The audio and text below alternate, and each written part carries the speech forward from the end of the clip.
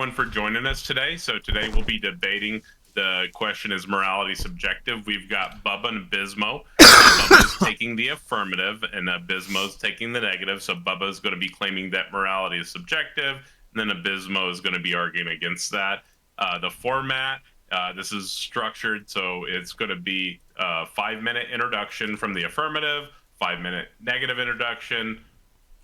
There's going to be a 30-minute cross-examination on both sides, and then a 5-minute closing on each side. In between the cross-examinations and the closings, we'll do audience questions, which should take about 20 to 30 minutes. And so we'll invite people from the audience up to ask questions. In addition, we will have some Q&As on the YouTube probably. I linked both Bubba and Abismo's YouTube's in the text chat. I need to link mine as well so you can put Q&A questions in there. I forgot to do that.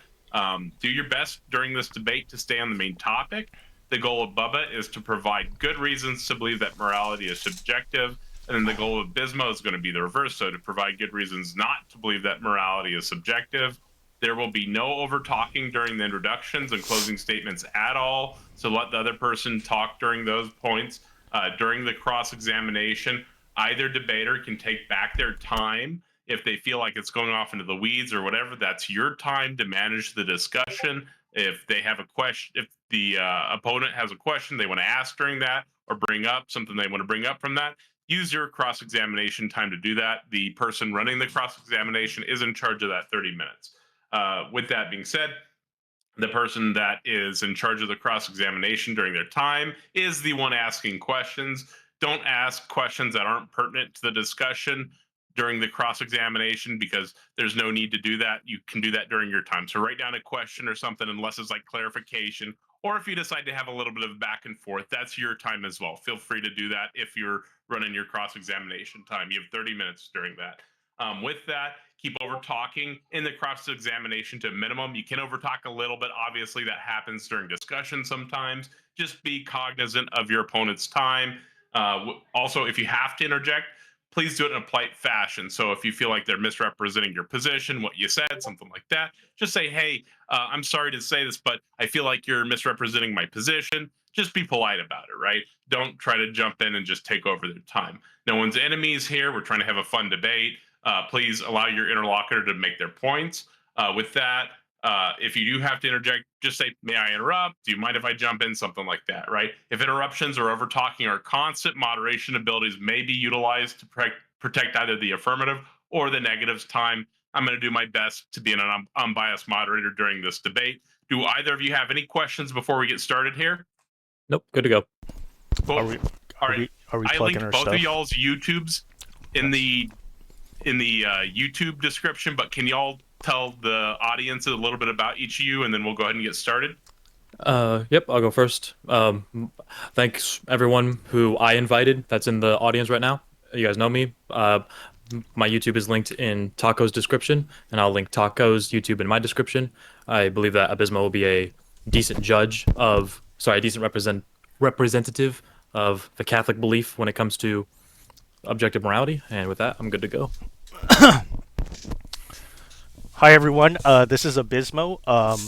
I am actually not specifically here to defend like a quote-unquote Catholic position on moral objectivity, but I'd like to appreciate you guys anyways for being here, an opportunity to plug. I'm one of the mods of the Ask the Catholics Discord. Would love to see some of you if this debate interests you. If you find out that this debate is interesting in any way, then I invite you also to join us on the Politics Discord and also my YouTube channel, Unscripted Catholic Debates. If you come to the YouTube channel, you'll learn about all things, or about many things, but not just limited to antediluvian Nephilim mysteries, the Dagon fish god, the occult, the cult of the Holy Papaya, the miracle of the Holy Fire, Balaam's donkey, God in ancient China, the Synod on Synodality, Are Souls Annihilated in Hell, the Jesuits, cosmological theories, astrology, the history of psychoanalysis, atheism, and also finally, can the Pope be a formal heretic? Perfect. And like he said, everybody join Politics Discord from the various audiences. Politics Discord is amazing. So let's go ahead and get started. The affirmative is going to begin. That's Bubba. You've got 5 minutes for your introduction. Excuse me. Give me just one moment, and I'm going to start the timer. Let me know when you're ready, and I'll start it. All right, yeah, sure. So go ahead. I'm taking the position that I've taken since the day that I deconverted from Christianity, and it's that morality, of course, is subjective. Morality should be defined as the intuitive system as what is good, bad, right, and wrong. And in other words, all things would be amoral because they are determined to be good, bad, right, or wrong by the agent which prescribes it. So I'm going to go ahead and start my opening by biting the bullet that all people that are arguing from a subjective moralist worldview ought to bite down on when debating this topic. And it's the line of reasoning that Abismo has tried to use against me in the past, and he used it even a few days ago to kind of claim the moral high ground of his view. And it's that to a subjectivist, of course, there is no objective moral truth. So that would mean that feeding the homeless, complimenting people, and helping your neighbor are not objectively good things. They are, generally speaking, what we consider to be what, like feeding the homeless and all these things, generally speaking, are what we consider to be good, but they are not external to the human mind. They are, like I said, rational conclusions which you draw, which are dependent of your experience of feeding the homeless and complimenting your neighbor.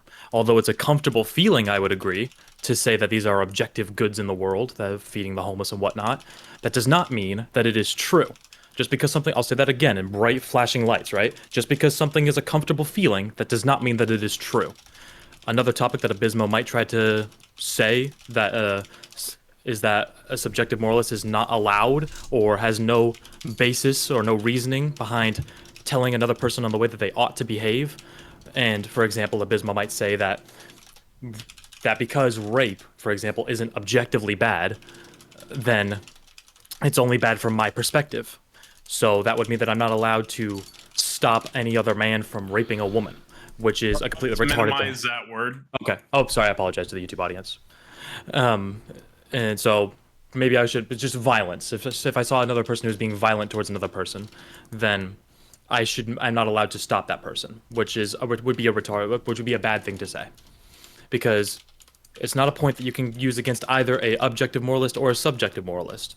The thing that gives you the availability or the right to accuse another person of immoral behavior is because you have to have some type of moral basis to stand on in order to prescribe an ought to what you believe is moral.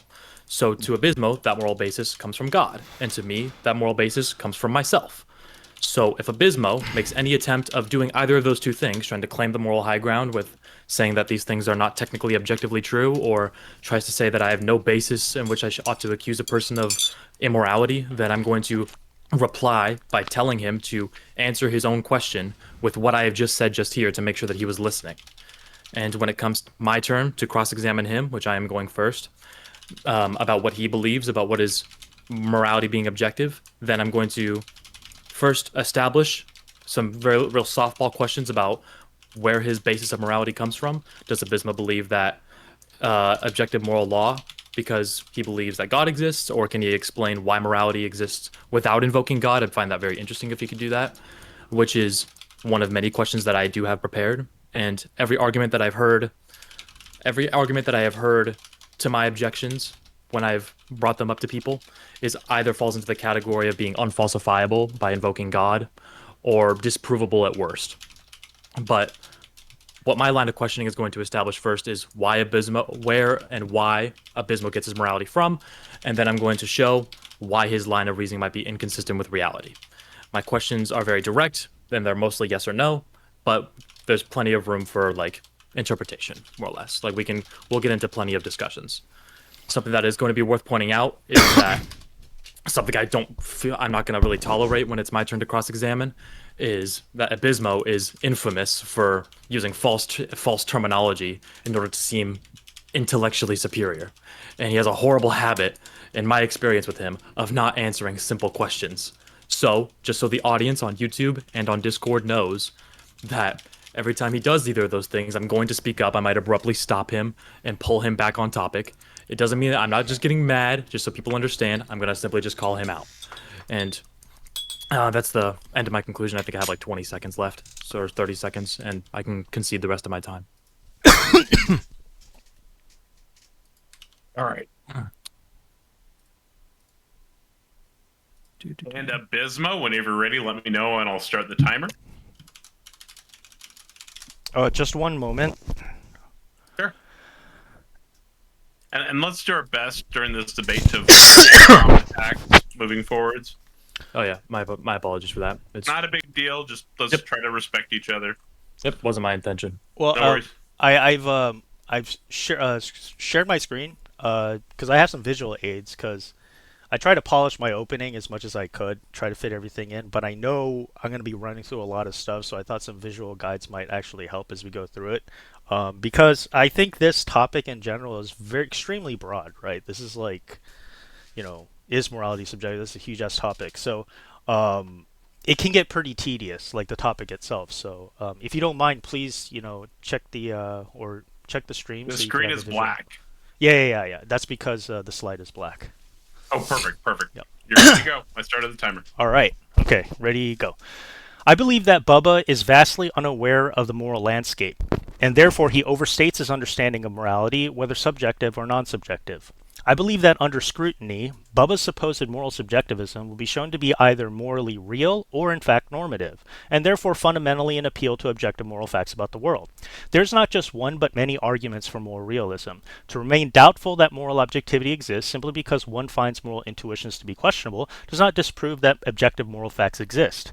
To presume that moral subjectivity is morally correct simply because one merely has questions does not constitute an argument or justification that moral subjectivity is sound or even more plausible. Instead, Bubba chooses to do a rather peculiar, dare I say, odd thing, in that he chooses to define both moral subjectivity and moral objectivity, as he understands them to be, as both equally contingent upon a particular subject's intuitive system.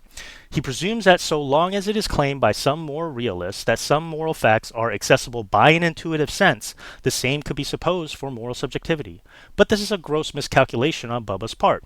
In respect of what I believe are normative duties which are entailed in having a debate in the first place, and in the interest of being intellectually honest about my own perspectives, I'd like to provide a definition of the concept of moral reason for the audience.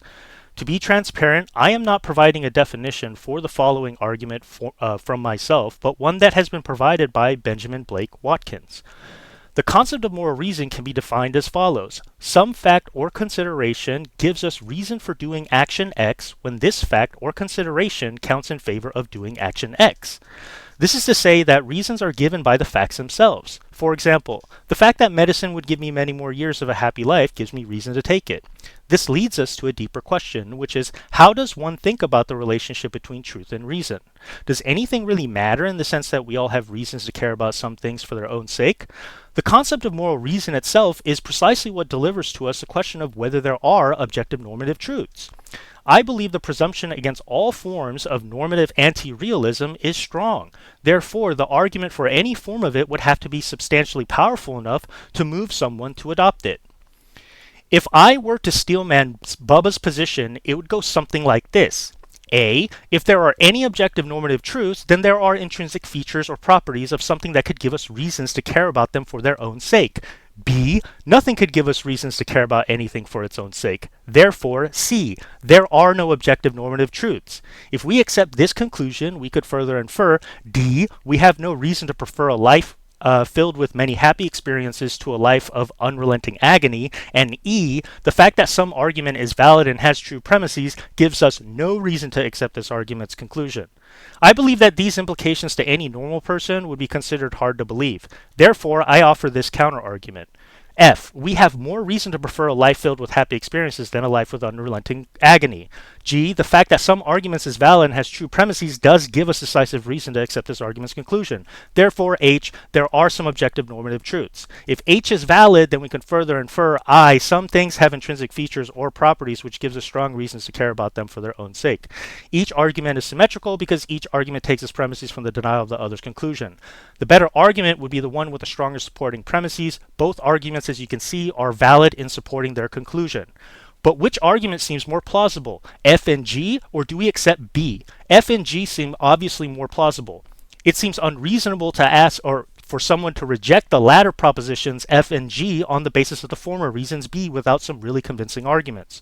What is needed from the normative anti-realist is some argument or set of arguments whose conclusions are B, nothing could give us reasons to care about anything for its own sake, but whose premises are stronger than F and G. The realist argument is clearest and most forceful when using these non-moral normative judgments, but are not limited to just them. The propositions F and G can be strengthened by appealing to moral claims, which appear to be self-evidently true upon rational reflection. The realist argument is a challenge to the moral relativists to overcome this implausible implication of their view. The strongest challenge to normative anti-realism is in the form of a question. Why can't the intrinsic nature of something like the importance of evidence or living a full and happy life give us strong reasons to care about these things for their own sake? I don't believe normative anti-realists have any good replies to these questions. I argue that anti-realists accept the concept of moral reason because it respects the face value or intuitive nature of our moral practice and words. But if the concept of moral reason is accepted on these grounds, then why reject moral realism? In other words, Bubba seems to have no justification for why he favors the concept of moral reason or moral reason rather than moral realism. Could it just be the case that there are so many problems with moral subjectivism that Bubba's account seems nothing more than a huge error? And that's time. What's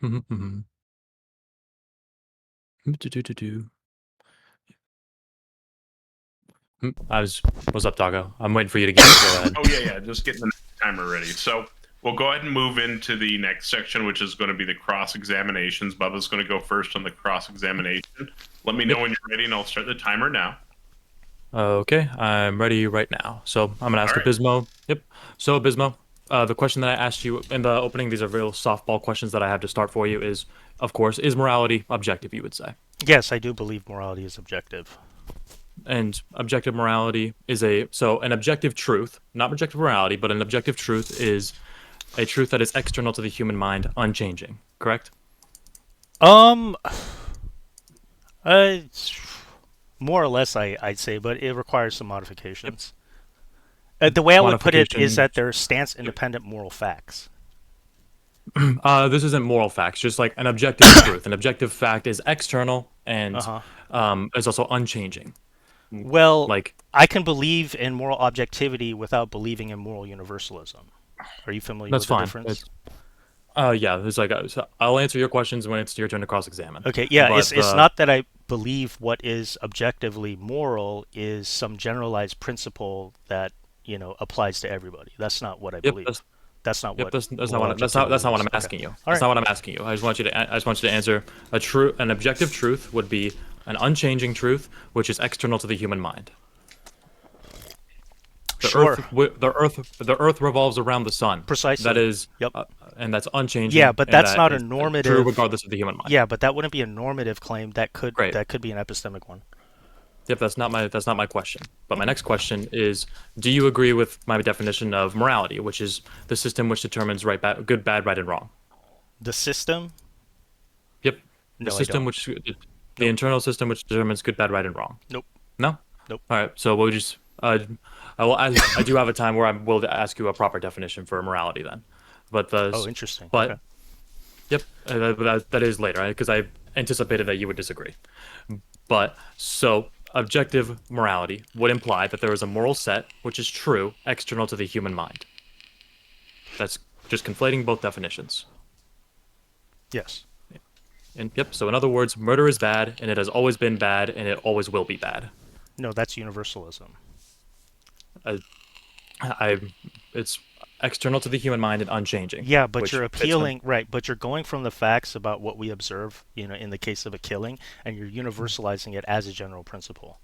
And that's Let's try to mitigate the usage of those two terms, by the way. Which terms? The M word, which means kill. Yeah. Both of those. I'm sorry. Okay. It's my bad. YouTube doesn't like them very much. Yeah. Sorry, didn't mean to take your time. I'll give you like 10 extra seconds. Yeah, I'll do my best. And you believe that God is what prescribed us with a set of moral laws, correct? Not all of them, no. Not all of them, but yeah, we have. So not all of them. That's interesting. We can get to that actually. Yeah, I mean, it's gonna all of them. Yeah, it's really gonna depend on where one actually gets objective moral facts. It depends on. I say there's. Arguably, the same could be maintained for access to a quote-unquote Christian God versus a Hindu God versus, a Jewish God. They're going to depend on specific, moral facts, right? Like, do you have access to the scriptures? Do you have access to the Bible? Do you have access to someone actually telling you these things? Yeah, that's something that I will easily get into you on like the last like conclusion questions that I have prepared. But an important question, though, which is the one that I said in the beginning, which I'm very interested to hear your response, is what I said in the beginning. In the beginning, can you determine moral truths without a moral law and an ultimate moral lawgiver which prescribes them to me? Yes, we can. And that's You what St. can. Thomas argues. How? Yes, absolutely. How?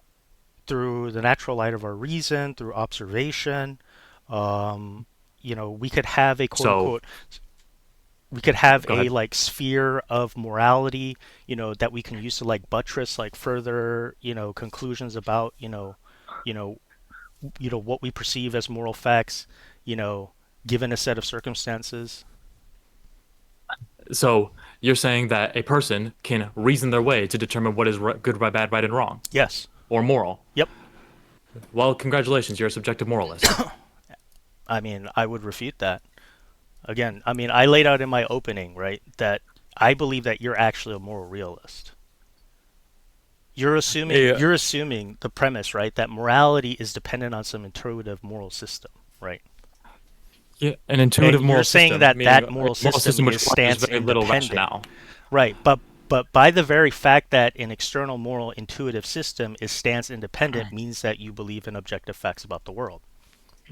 So you're And a moral objectivist. You're a realist. it's like Abysmal, you just agreed with me that you can rationalize your way to reasoning what is good, bad, right, wrong, or what is moral Well, through not. your I own said you could interpretation of use it, which is reason the and definition of subjective. observations. Yeah, I think you're kind of like, you know, picking and choosing, what you're Not picking even. up from Not what even. I'm I'm actually using saying. your own. I'm using your own words, and I'm just providing the logical conclusion as to what it is entailed by. Which is, if you're going to say that I can rationalize through my own experience as to what is moral, that is Yes, the definition of subjective, that is not the definition of moral subjectivity. dependent on the human mind, which is also changeable. Yeah, but it's not. It's not. That's not the classical definition of. That if so I so think. objective. You agree. I You mean, agreed with me a second it's. ago. I find it ironic that you're going to accuse me of using words in like some idiosyncratic way, but that's kind of what you're. That's what I'm Like kind that. of, accusing you of in your. It's it's not even little. By the way, your live stream's still on. Second, but you agree with my definition when I said objective. Something that is an objective truth would be something that is external to the human mind and unchanging. And Mhm. you just said that you can determine moral truths, uh, dependent on the human mind, and they would have the ability to change. I can change my views on morality. Correct? Right. That's why in my opening statement, I was very clear and transparent of what my definition of a concept of a moral reason is, right? That some factor consideration could give us reason for doing a particular action when this factor consideration counts in favor of doing action X. What I'm arguing here is that this is like literally the same starting point for a moral relativist. The Here. problem, the challenge I was asking you in my opening was that if that's the case, Here. right, then We can get into the challenge. Here, why Bismo, would we can get you, to the challenge of your opening later. It's like you can cross-examine me with your opening sure, when it's sure. your turn. Back to my line of questioning. Softball questions. You're a Catholic, right?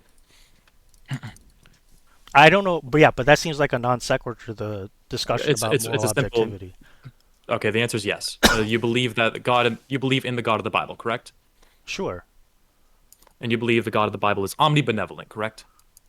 Um, I uh, Uh, I think we can know by his effects that he could have like an omnibenevolent attribute, but I don't believe there's any division or multiplicity of parts within God. it's one of the essence. Because One of the natures of one of God the is that He ways is that, omnibenevolent. yeah, but the way that we know that, we could be generous or altruistic is through a contingent means of knowledge, right?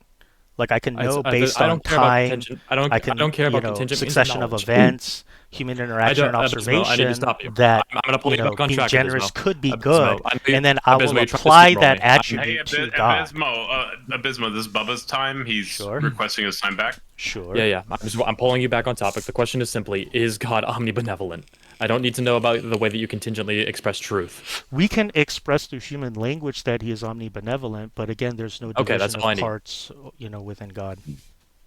Yes, that's fine. I'm not claiming that there's division of parts within God. That's completely irrelevant. Yeah, well, I mean, You I'm believe gonna appeal to Taco now. Taco, can we? I feel like we're a little bit like we're way off topic at this point because the topic is about we're moral getting subjectivity. these questions are going to lead onto the topic, which is about what you I determine think to be you're good, bad, begging right, the or wrong, and where question. it comes from. I think you're begging the I'm not even a question. little bit.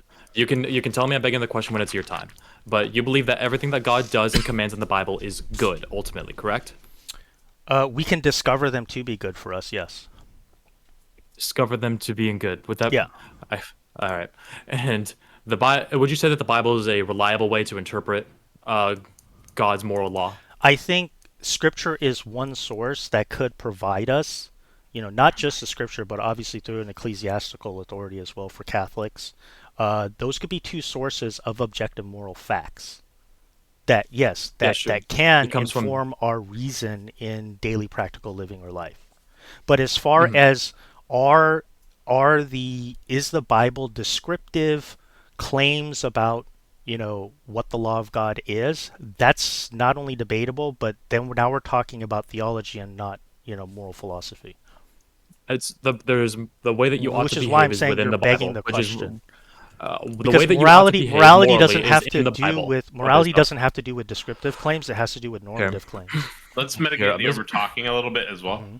Here, next question is, well, I just want to see if you're honest. If like you barely said that God is omnibenevolent, and that so everything that He does and commands is a way that should be seen as a way that we ought to behave. Correct? If God commands us to do something, then we ought to do it. Yeah, but we only have descriptions of those commands. We don't have That's fine. like an actual normative claim to it. Yeah, If that's the if whole God point of the says Bible. if God says jump, then it is good for me to jump. That's a hypothetical, it's a non sequitur.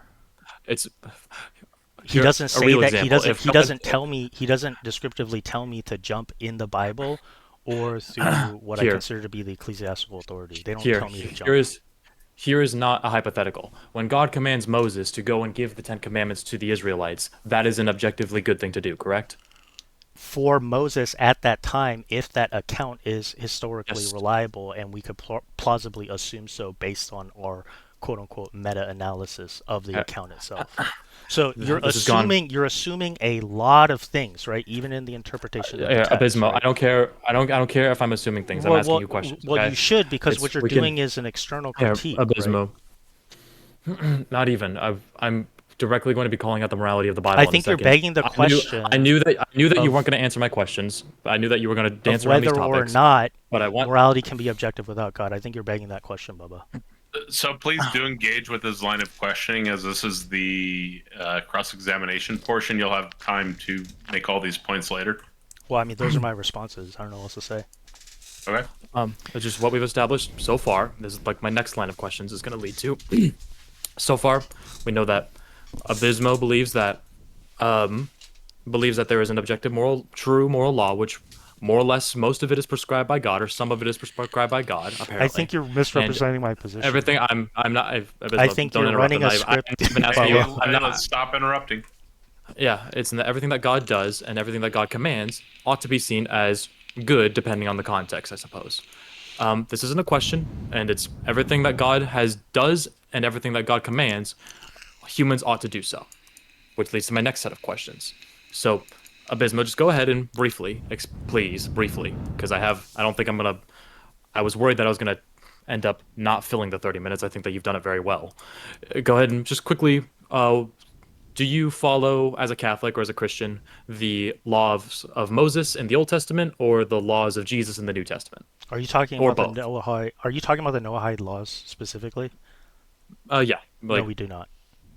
no. And so, how about the laws that Jesus commands? I mean, Jesus didn't really prescribe specific, again, like descriptive laws or Yeah, anything, he did. but he Yeah, he did did. make normative claims. Yeah, Yeah, he and did. and He made he had two normative great teachings. commandments. He had normative Two great com- teachings. two great commandments. Love the Lord your God with all your heart, mind, and soul, and also love Hmm. your neighbor as you love yourself. That's a way Right. that you ought to behave. Yeah, those are normative claims. They're not descriptive claims. They're not laws, right? They're not prescriptions. Okay, I'm not saying that they are. I'm just saying that but you ought But to that's follow these kind of laws. you're begging the question of whether it is or not. I'm So I not. mean, I'm not begging any. you're I moving can't beg a from an question when I'm is to asking a an question, ought, dude. Bubba. That's what I you're haven't doing. been. You're Yeah. saying that it That's is a descriptively a certain way, therefore it ought to be, or a quote unquote a Catholic or a Christian ought to, abide it in a particular way. That's an I'm not external saying that critique. you, That's an external Abismo. I critique, am not brother. Abismo. Shush your mouth. I am not claiming that you ought to behave this way. I'm saying Jesus tells you that you ought to behave this way, correct? And you want to go ahead and Right, say that I'm which is begging a the question normative, and all this right, which is garbage. a normative claim that I accept. Okay. And But so for the Ten that's not Commandments, the for example, standard for Abismo. how I Next question. determine objective, Okay, I don't facts or care. values. Abismo, next question. When take the Ten Commandments in the Old Testament, for example, Uh-huh. would you say that you ought to follow them? Don't Yes, we murder, don't accept lie. those. We accept those, Okay. yes. So let's make sure that you're consistent and honest. With your worldview, under a particular set of circumstances, is it okay to own slaves? What does that have to do with the what does that have to do with the Ten Commandments themselves? Because again, It's the I've law rejected all the Noahide laws, so the Levitical laws because or what the rules in Deuteronomy don't yep. apply to a Christian. What I'm saying is if God commands you under a very particular set of circumstances, which he has, Mm-hmm. to own slaves under a particular under a particular people under a particular way, Mm-hmm. you would do so, correct? Under Well, your worldview. basically, from the account in Deuteronomy, according to the author, quote unquote, God allows them, right, to trade and hold slaves, right, in a particular way, right? But Yeah. those we would still have to take the text as a particular quote unquote source of moral facts and not universal, right? Yeah, I don't So care it's your not a view on it's not said a moral general facts of right, this. well, I'm trying to answer your question. It's not a universal descriptive or prescriptive claim. You get what I I'm mean? not claiming that they So it's are, not a it's Abismo. well, yeah, you are. You're saying that I if am one not. I have not accepts, claimed you're either moving or. from an is to an ought, Bubba. You're saying that if one accepts the Ten Commandments, then one has to accept every single quote unquote divine command theory as it appears in the Old Testament. Okay, We can what only we've go off the basis that whoever wrote that here, text heard Abismo, God next in a question. particular way for a particular time and for a particular circumstance, right? Abismo, he's Okay. moving on to the next question. Yeah, Okay. next question. I was worried that I wasn't going to get to all my questions. I was going to get to all my questions too fast, but you've shown to me that it turns out I'm not gonna get to all my questions. But you brought up the way that you ought to handle a certain slaves if you were to own them, if God commands it. So, would you say that it is moral to beat your slaves half to death as long as they recover after a day or two? No, I do Exodus not 21, believe 20 that through is 21. moral at all. Nope. So you reject Exodus 21, 20 through 21? Yes. Yep. As prescriptive You claims, reject yes, that. I do. Yeah, as prescriptions, I reject them. Yep. You reject God's divine commandment to That is not a that divine this is a commandment. moral way. That is that. I mean, If divine command theory if you is a beat your whole other slaves, thing. If you believe oh that the yeah, it is. Bible is infallible and literal in that sense, that it's literally the Word of God, you're making an epistemological claim about how to interpret the text rather than a normative one, right? You're Okay, again cool. moving from an is to an ought in moral Okay, philosophy. cool. Sure, Let's stop the you can Without bulldozing you during haven't. Bubba's time, Abismo. Well, I mean, it's yeah. unfortunate he's choosing to talk about Haven't- God instead Oh, of yeah, moral he's it's he's subjectivity. he's unfortunate, but I he's have my next talking. question. Yeah. Yeah, I have my next question. So, next, we did slavery. Now I want to ask you, under your worldview, is genocide sometimes permissible? No, it is not. Deuteronomy 20:16 through 17, the Perizzites, Canaanites, Amorites, Hivites, and the Jebusites, words I can't pronounce. When it was God's judgment for their sin. I mean, that's what the writer of the inspired author writes as an account for what they believe God told them, right? But we don't So, have the same access to those moral facts as the particular author did. We only have the moral fact that it was, you know, an account of that time, right? Again, you're making another epistemological error. did the author who wrote Deuteronomy, which is probably Joshua, by the way, did the person who wrote Deuteronomy claim that God commanded them to commit genocide? He didn't claim, he just said God told them to do it. That's a descriptive claim. That's not a normative claim. That's what I'm saying. He didn't claim, he just said God told him to. No, you're trying to move from a descriptive claim to a normative one, dude. It's another is to ought I'm issue. I'm not moving towards anything. I'm just asking you questions. But also I was going to bring up more examples, but I think I've made my point with genocide.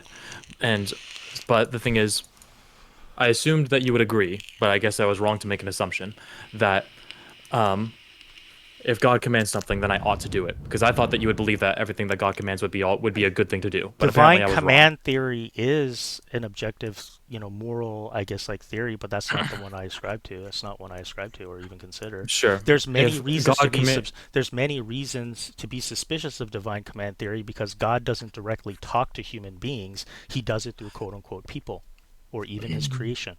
here, Abysmal, next question is that, for example, can you recall for the chat, for everyone listening, what happened to Lot's wife?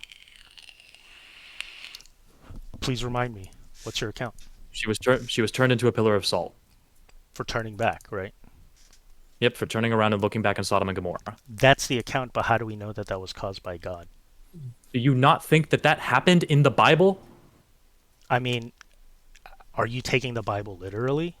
I'm asking you a question. Do not No, but answer my question But with a that's what I'm question. saying. You're presuming a lot of things about what kind of epistemological Abysmal, yes presuppositions or we can no? have in interpreting the Bible itself, which that's part of the problem of biblical fundamentalism, right? Is Abysmal, yes or no? we Did know Lot's wife become a based on pillar of salt? but we know based on how we're able to Abysmal, source the Bubba's text asking you a itself, direct question. like what are more plausible assumptions we could actually Abysmal, read in the dude. text. It might not be as Hey, plausible that hey, these are literal Abysmal. accounts Hey, I'm as you're sorry to assuming interrupt, they are. but let's stop the bulldozing. He's trying to ask you a direct question. Please engage. Yes or no? Did Lot's wife become a pillar of salt? According to the account, yes. And was it because she turned around and looked back on Sodom and Gomorrah? Oh, I mean, that's debatable. We don't know. I mean, different rabbis have different theories. Okay, good for them. I'm asking you. I have no idea because I wasn't there. Okay, so and I have you no don't more know. plausible reason to take it literally rather than, allegorically or metaphorically. I don't. The next question that I was going to lead to is, so what we've established is that what I hoped that we were going to establish, but I guess not, is that Lot's wife turned into a pillar of salt because she looked back on Sodom and Gomorrah. She disobeyed God one simple time, and she became a pillar of salt because of it. And then I wanted Yeah, to but point what out does this a what does this character, have to Abysmal. do with I have whether or not not asked you a morality is question. subjective or not? Shh. I was gonna get to it, but I was gonna show what your worldview is entailing. Is that you listen to that if a commandment from God is I was very good, clear with what then my definition of a yeah, moral reason is you were right at not. the You start. danced around it. But My opening what statement, established, that's why I prepared the slides. Would you what I like me to wanted to go look at with over you, it again, just Abysmo, so, shut your I'm mouth. sure that you're, hearing me Hey, clearly? Abysmal, let's stop bulldozing, please. Taco, It's it like seems I'm not bulldozing it. at this point, should I get like an extra 10 minutes because it's all he's been I mean, doing? am I not allowed to respond Okay, or let's call him stop. out on? Well, respond directly to his points. Okay. You can do that in your cross-examination. I wanted to ask Abysmo directly. Why did Pharaoh, you know who Pharaoh is, right? Which pharaoh? That's a Exodus. good question. Which pharaoh was it? So when Moses left Egypt and then came back, that Pharaoh. Do you know when Moses went to and from Egypt? When was that? When did that happen, Question Bubba? for the cross-examination. Yeah, that's a great question for when it's your turn to ask me Well, questions. I'm asking him to Just- clarify what he means by you can ask at me when what it's your turn to time ask did he do questions. this? Dude, shut your mouth. I am asking you questions. You can ask me questions when it's your turn to ask questions.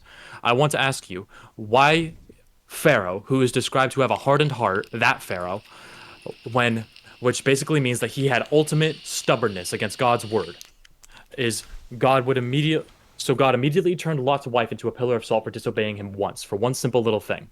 But God didn't kill Pharaoh, did not give him the same judgment who not only disobeyed God's word, but ultimately he had ultimate ignorance to God's word. Why? I can't answer that to you because I don't ascribe to divine command theory. I don't view the text literally in that way. It's like, do you believe that these stories even happened? I mean, there's more plausible reasons to hold that we have to interpret them allegorically or metaphorically than historically. And we know Okay, that from well, then the that's internal we know that from the internal critique itself. It's Those are very rigorously this is a studied different. scholarly You're derailing opinions Abysmo. on I'm the pulling you actual back. issue. Here, Abysmo, you're derailing. I'm pulling you back. I don't think I'm we've derailing at established- all. I think you're You're talking completely about- you're derailed from asking- your own position. You haven't affirmed No, moral dude. I subjectivity at asked. all. I asked- Abysmal, he's taking his time back. Yeah. I asked you if something was moral. You decided to say that you didn't know whether or not it really happened, and it was allegorical. But what are the next set of questions that I have, and I didn't think I was going to get to all my. I thought I was going to get to all my questions, but I guess not. What we've established so far at this point, at the very least, is that God is kind of omnibenevolent, I suppose. All good God, which Abysmos doesn't say that we ought to follow. I think.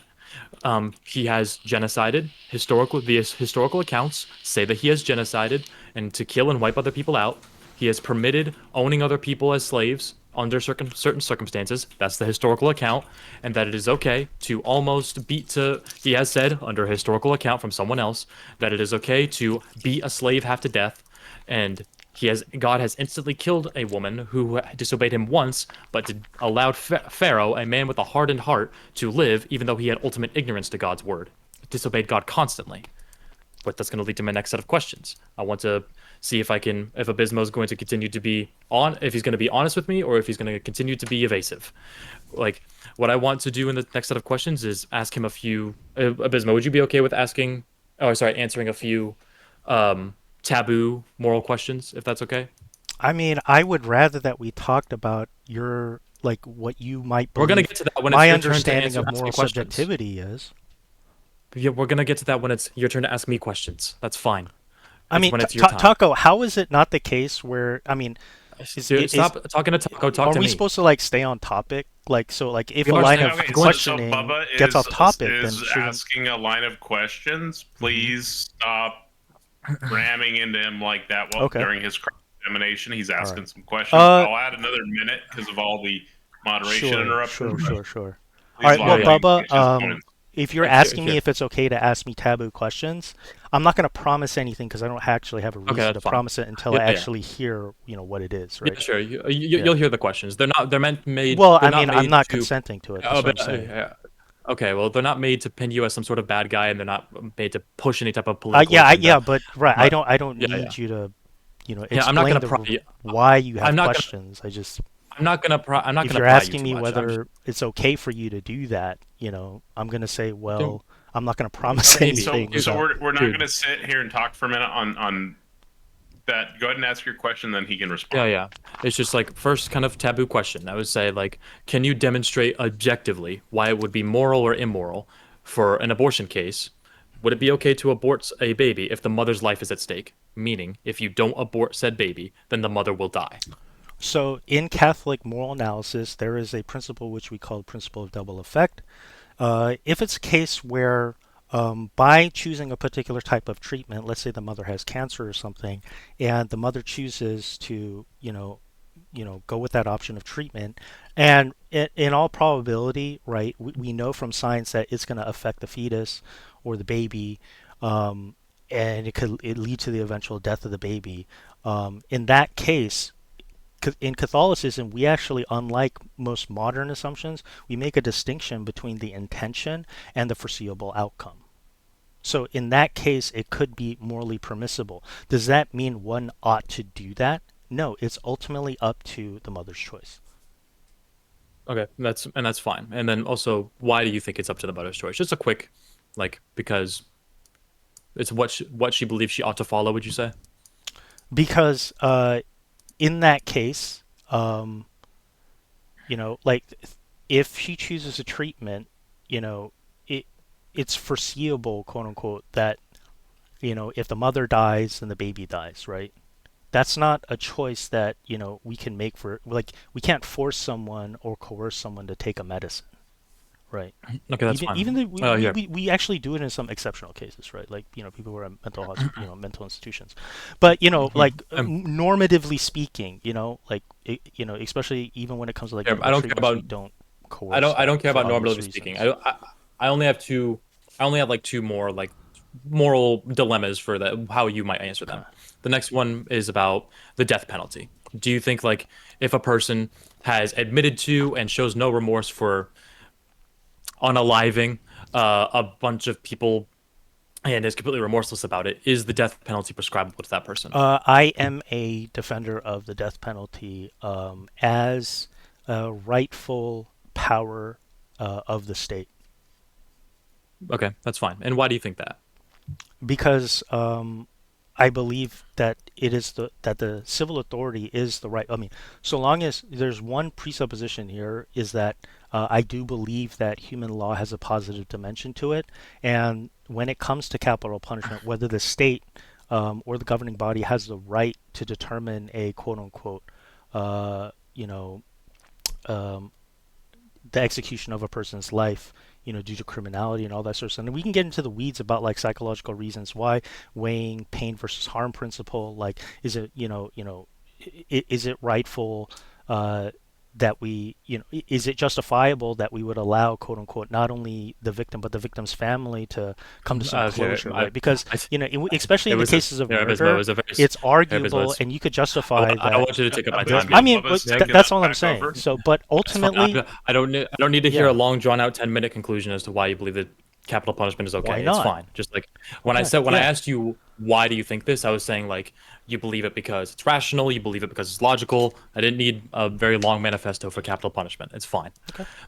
I think that's the last question because I really don't want you to keep derailing away from the main topic. And I just want to say what I want to point out with the reason for this line of questioning is we remember at the beginning Abismo did say that the Bible was more or less a reliable way to know what God's objective moral law was that we ought to follow is. Now, see, the Bible does not directly answer any of those questions about capital punishment, about abortion. It doesn't answer those questions, is why I asked them to Abismo. And all these things, the only way that you can interpret whether they're good, bad, right, or wrong, since they're not written in God's objective moral law, is from your own subjective lens to draw the conclusion as to what God most likely, probably, considers each to be the case, good, bad, right, and wrong for each of those issues. And before, I want to continue with my next set of questions, if I have time even. I looked at my timer, it's like 29 minutes. I want to ask we're way over already. It's like, at this point, I would Give one more minute. Okay. I don't have time for another minute, but like, can I get another 5 minutes because of how much he was derailing and like filling my time? I don't think I was derailing at all. Okay, well, I can add, I guess, one more minute because there were a lot of interruptions there, but that's where we're at. You already added a minute earlier, Taco. It's fine. Like, I think he's completely off topic, and you should have moderated that. Okay, please just let him ask his questions. But how does it pertain to the topic? I want to speed run my next set of questions because even you asking begging the question. The topic is, dude, shut up. You even bringing this up is derailing. Okay, I want to speed run my next set of questions because I have no time. I said shut up. That's not an ad hom, but let's speed run these questions. Okay, did you watch my manifesto on morality? No, I did not. I mean, okay. To be fair, that's fine. Like a quarter of it. Yeah. So true or false? America has a very different view of black people, a very different moral view of African Americans in the year 1825 than we do in the year 2025. Absolutely. Yep. Yes. So, what do you think the reason for this is? I believe that it's precisely because morality advances and changes and progresses.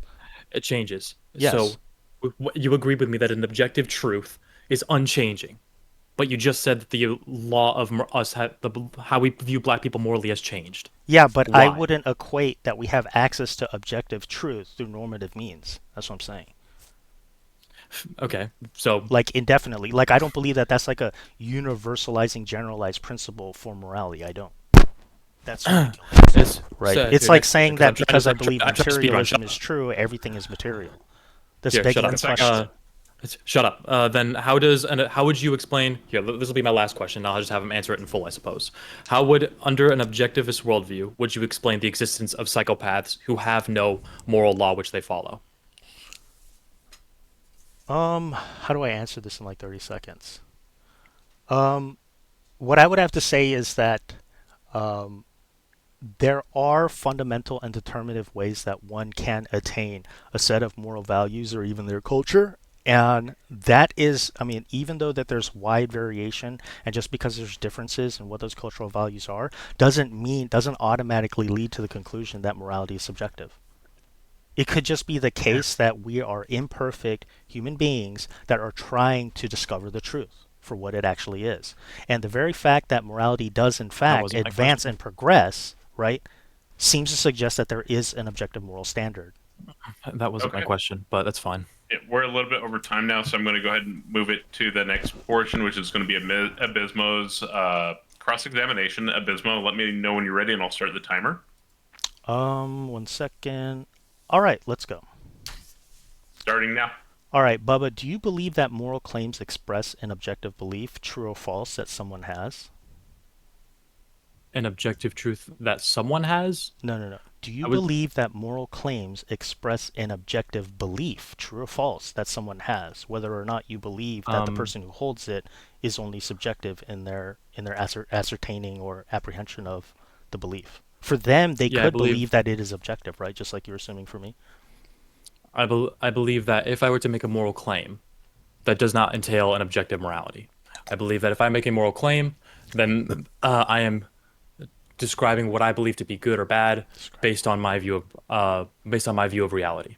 So you're saying, is it clear to assume then that based on your definition that you believe moral claims are just descriptive claims and they're not Descriptive. relative in any No, way to one's culture? they they are relative. They're not prescriptive. Like my No, view I of said how I descriptive view. because you said that you don't believe I that thought you they're said objective, that prescriptive. they're just descriptive, right? This is um, what's known in moral philosophy as like emotivism, right? Like non-cognitivism. the truth that you hold, That the you truth don't that I hold go to my ahead. position, just the truth that I hold to my own position doesn't entail that the position is objectively true. If I say that murder is good, that doesn't. If I say murder is good, that doesn't mean that murder is objectively good. And that truth is relative to you, but is that descriptive or is that a normative belief that you hold? Um, Like, is that just I description wouldn't say of it's like the state of your psychological state, or is it like a normative thing that you believe applies to you and should apply to everybody else, even though um, you claim yeah, that no, meta-ethically it only applies to you? I don't think you're using the word meta ethically correctly, but No, the I am. I'm thing is, asking about what your foundational I know, belief is I know, about moral values.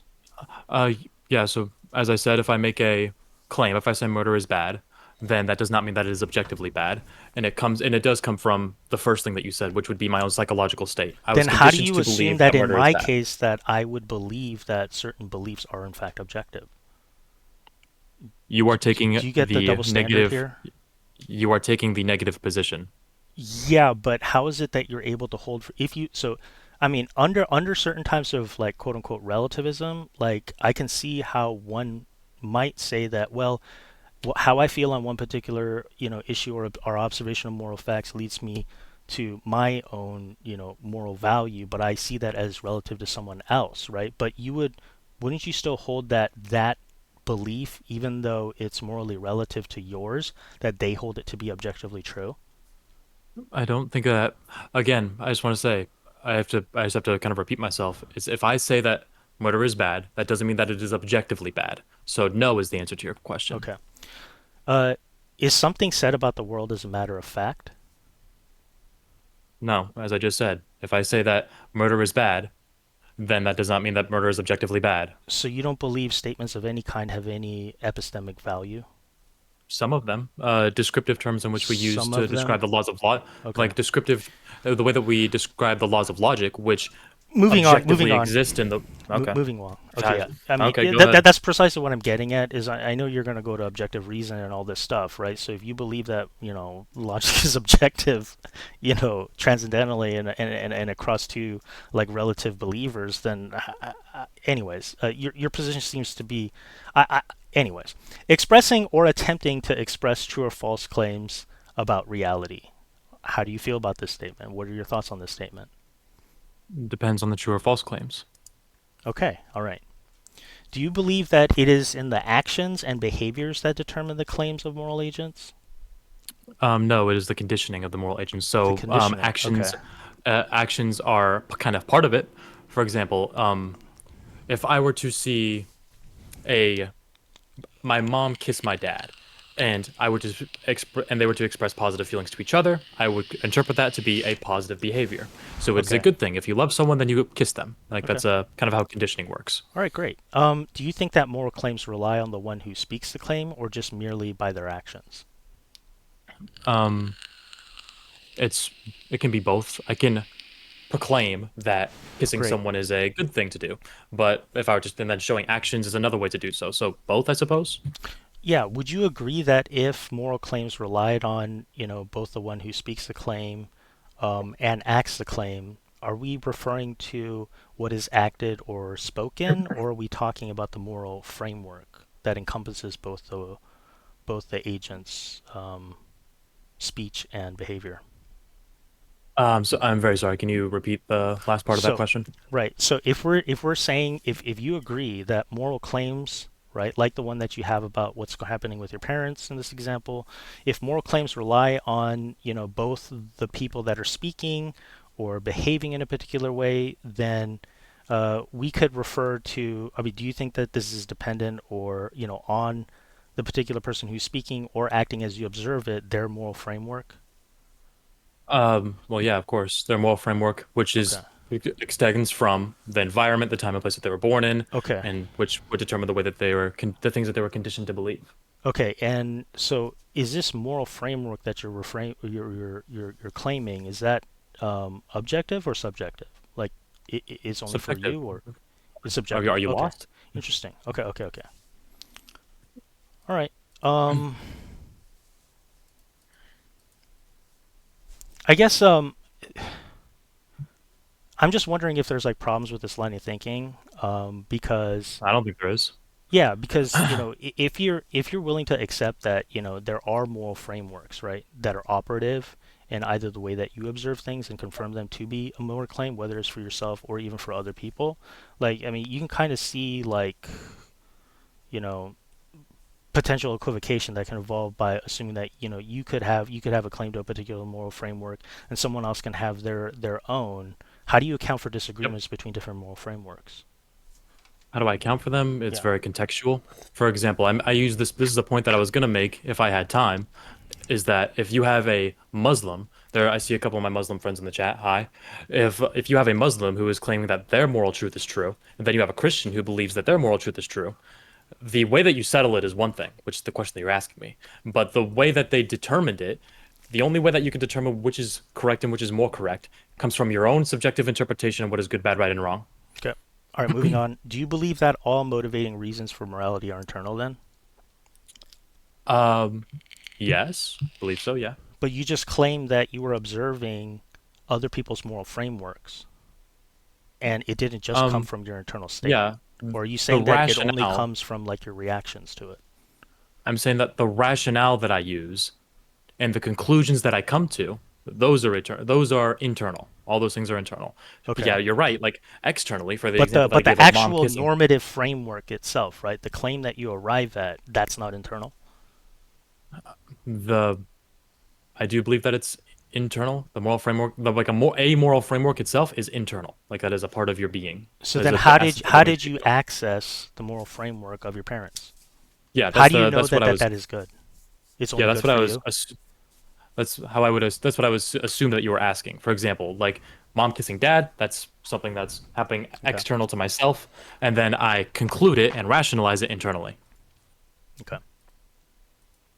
Do you believe that if one deems what is moral is just merely pleasurable and useful, for instance, this would mean that this could change daily or on a whim? What internal principle do you have that keeps this from changing arbitrarily? I think that the idea that morality is based on your preferences is fucking ridiculous, to put it very lightly.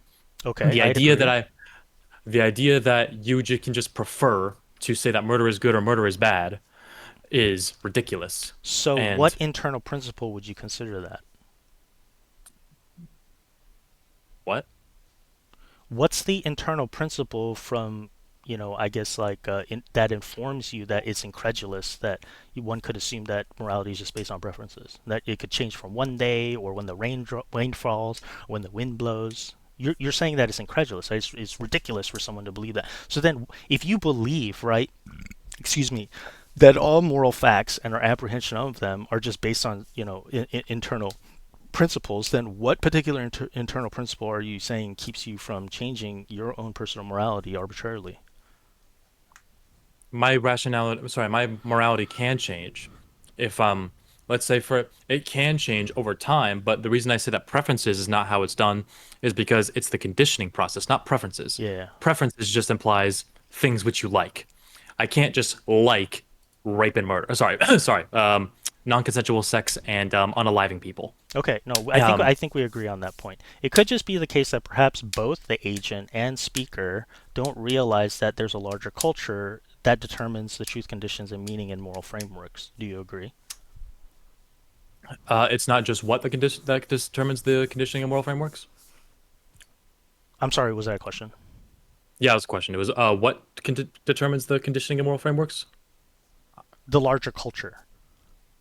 Culture is a So, big factor. culture, You said you did. society, time and place Yep, in the time and history. place, the time and That's place all in culture. history and the Yeah. culture of society. That is, yeah, Okay. that's all. Those are all the biggest influencers of your morality.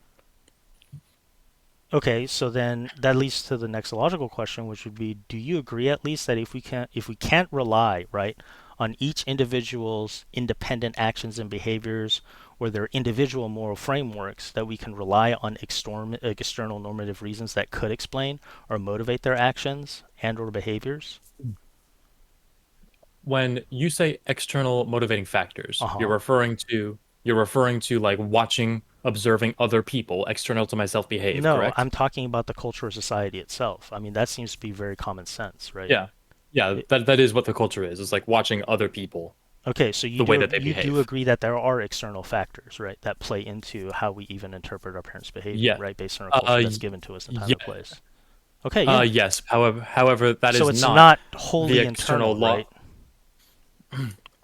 It is the rationale and the conclusions that you come to So there are could all be a moral, internal. yeah, so there could be a moral fact that's given to you, right? Like a normative prescription, right? That says like, yo, you should feel this way or do that thing, and you ought to do these things, right?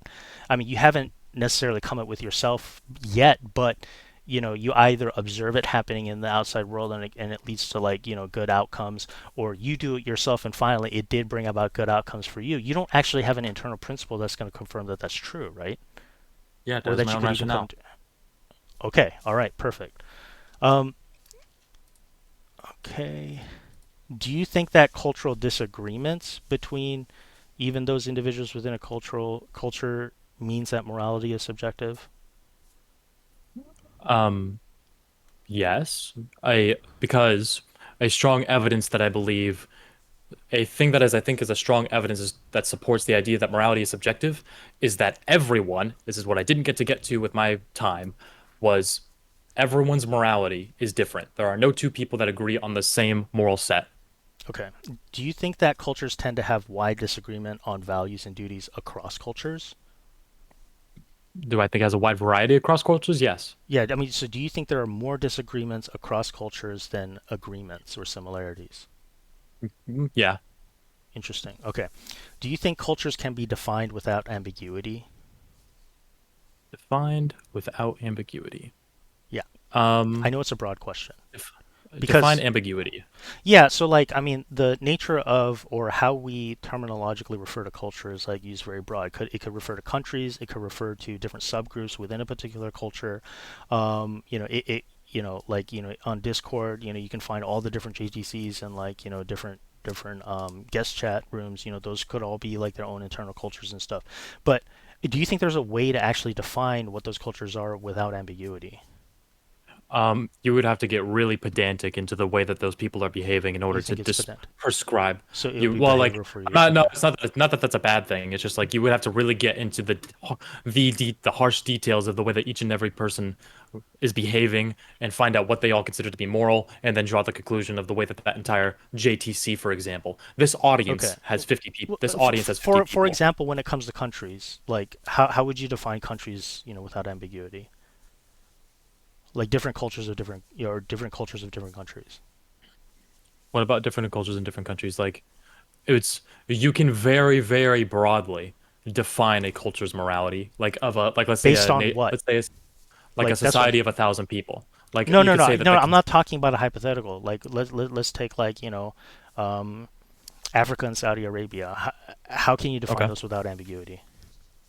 How can I define those without? Like, you would have to be pretty ambiguous. Like it's not So you are ambiguous, saying but that you can't do it without ambiguity? you would have to be very, very broad to define what they all agree on. I mean, it seems pretty common sense to me. Like, there are quote unquote external like bodies or institutions that actually determine where those like geographical lines lie. But that those wouldn't be like necessarily the only defining features of a particular culture within a country. And then, there's like so many different countries within the African continent as well, right? Here's kind of what I'm saying, and I don't know if it's what you're asking me, but here's what I'm saying is that you can look at the consensus of the people, and you can say I'm they not. believe capital I punishment, didn't and refer to. they No, no, can. no, no, no. Wrong. No, that's a non sequitur. Mm, That has nothing to do with what I was asking. I was asking about, I gave you an example of a case in which you have two different, countries, quote unquote, and there does seem to be like, quote unquote, common sense external like factors that we could, defer to or refer to in defining like, lines between, different cultures without ambiguity. That's particularly what I was asking, yeah, and I you're don't kind of, I moving don't to I like can't. other social issues rather Yeah, than the question I was asking. yeah, All right. sure. If Oh you're yeah, yeah. I'll ask it one more time. Do you believe that that cultures can be defined in a way without ambiguity or not? um the answer is yes, but it's like very Okay. you'd have to get into a long list of Great, non-ambiguous great. That's fine. ambiguous Yeah, terms. yeah. I'm not asking you on a specific thing. That's okay. What are the governing lines that separates cultures, if you were to? The government. Like, what Um, comes right off to your mind? right off. Well, the first thing that came to mind was like borders, but like that's not Yeah, really. that's. In like Europe, for example, borders don't really. Let's The take that culture example. of Let's take that example. yeah. Why would those governing lines apply? Why would those govern? Well, the way that Germany as a whole behaves is very different than the way that like France behaves.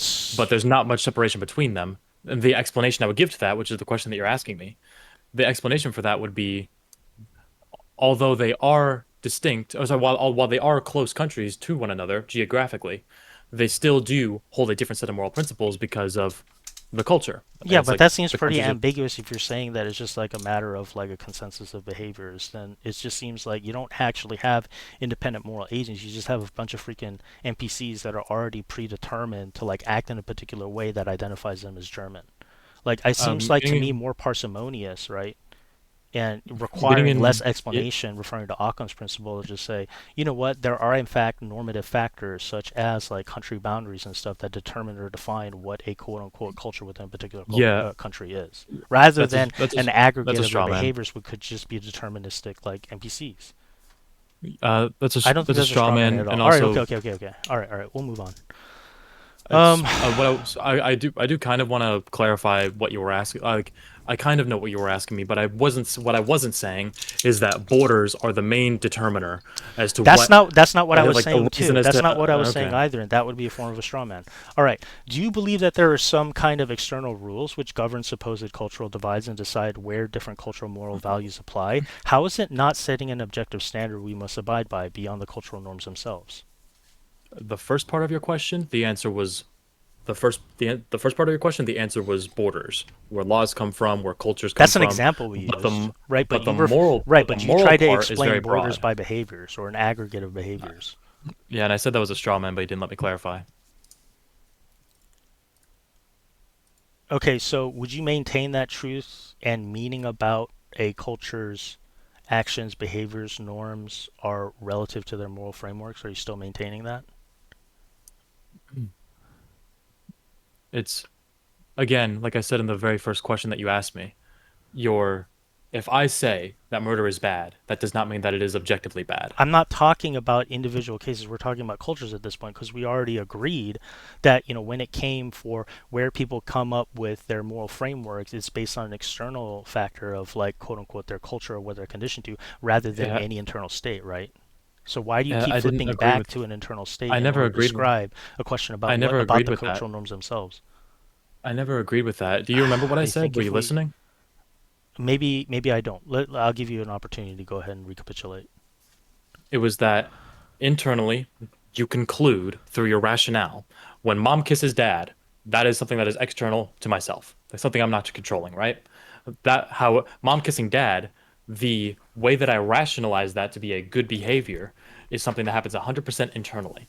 Yeah, You but could a different person could come to the conclusion that mom kissing dad is a bad thing, like okay. for whatever reason. So the decider of my morality is myself, based on everything that is internal, my rationale and my conclusions. So it doesn't seem that you're a cultural relativist anyway. You don't believe that there are moral frameworks that you were conditioned by, that's given to you by your culture, that can influence, whatever norms that you and how you perceive things or observe things. Is that correct? Yeah. Yeah. Okay, so damn, we're like back to square one then. So, um, if do you believe that it's all determined by behaviors then? Like the moral Steel Man values Murphy that is you hold, is that purely based on like how you perceive your own behaviors and other people's behaviors? Is it like Abysmo. the Steel behaviors Man. themselves that go ahead? How many questions do you want to ask me? Steel Man my position. What did I just say? You said that your moral framework is limited to the way in which you observe your parents in this example that you provided and their actions and behaviors. So, regardless of even what your parents may have thought, maybe they only kissed because they still resented to each other. So what you perceived as like good, oh, they were loving each other, was not really a loving action for them. But you would have no way of telling the difference between that because you have already decided internally to interpret that or observe that and come to a normative description about what the value of that interaction was for yourself, right? And you wouldn't have like an appeal to a cultural way. Well, yeah, normatively speaking, in cultures when people do that type of interaction where they kiss each other, like it is like an act or a sign of them trying to like love each other, regardless of how they feel internally. Yeah, right. So, and But I you're actually saying that agree it's with like what. completely in you, like. And the way you determine it is going to be different from the way your parents Yeah. determine it. Is going to be a way that depends on like someone who's Yep. not part of your family is going to determine it. Yep. Just like the first thing that I said, just because I interpret it to be a certain way, that does not mean that it's true. Oh, Just because I jeez. interpret, they'll just put. I'm repeating what you're just saying back to me. We're agreeing right now. My All right. framework is So that right. if So if it's the if case, mom kisses, here, if it, I don't. Unlike you, I don't yeah. steamroll. So So go ahead. no, no. Well, so I mean, if it's the case, right, that you believe that moral values are merely just a matter of internal states, then what internal principle keeps you from changing what your internal state is and how you interpret moral values on a whim, arbitrarily? And you're just saying, oh, it's Um, incredulous that anyone's moral I values would never said just that. change arbitrarily. That is the. I want the chat to Google the word incredulous so you can see how Okay, falsely he just that's used that. you said it was But ridiculous, right? I can respond to that. Okay, so It's then that what internal um principle keeps you from changing arbitrarily how you view the moral value of one particular interaction versus another? it's like this. The conditioning process is a very complex and tedious system. I can't. Yeah, but an appeal to I complexity is just. not the question that I'm asking to you. It's. I'm asking for I'm an not. internal Oh, principle, right? dude. I'm not asking for you the complicit. This is part of the equivocation, Bubba, is that when I ask you about an internal principle that you hold to be objectively true, or for yourself, or even subjectively true, you're appealing to the complexity of all the external factors. That's the irony of this whole thing.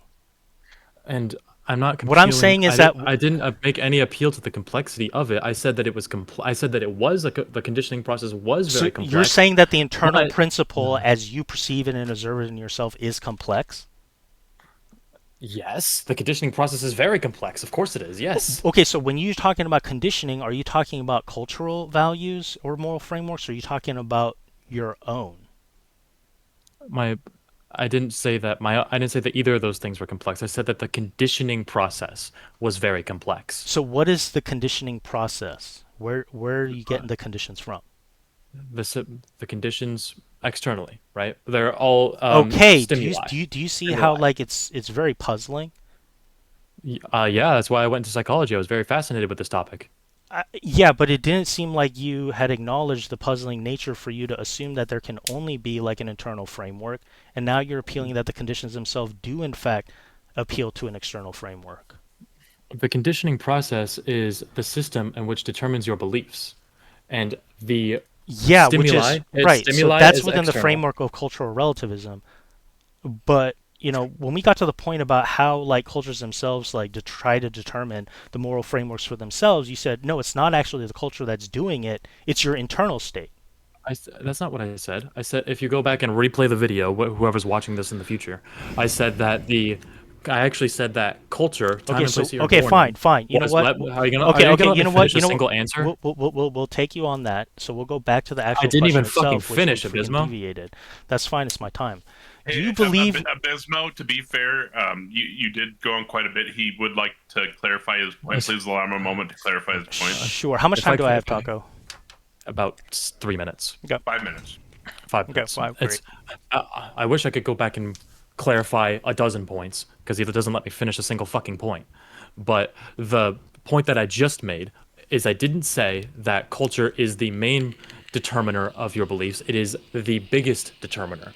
Like usually my culture would be like the biggest, time and place I was born in, external stuff, like Yeah. the way that other people behave. But the biggest thing would probably be like my direct family members, the people who are like the closest people to me. Wait. Those aren't exactly Didn't you just culture. say the biggest thing was the culture that conditioned, and now you're saying Yeah, it's actually your internal state? Right. Yeah. What I meant is the biggest thing is different than the way that you're applying that. I understand how that would be confusing. No, Like I'm confused because I Yeah. don't think that you're being clear about the way that you're applying biggest. Here, allow me. Allow me to be. So I mean, that's the same thing as the- saying that God is omnipotent. You're well, saying I that don't know your how the internal f- I don't state know is how the omnipotent. fuck you got. I don't know how the fuck you got from Because A to B, it's a but superlative. I'll- Bigger is a superlative, right? It's an adjective.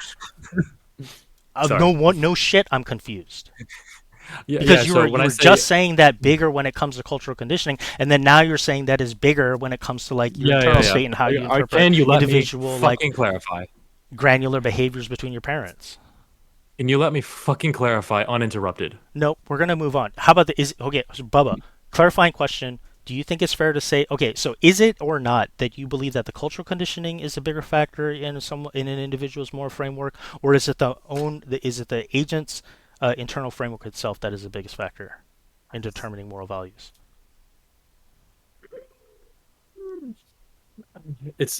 They're not the same exactly. Like I know that's not the question I asked. I'm not asking about sameness or Yeah. difference. I'm asking about bigger because that's your words.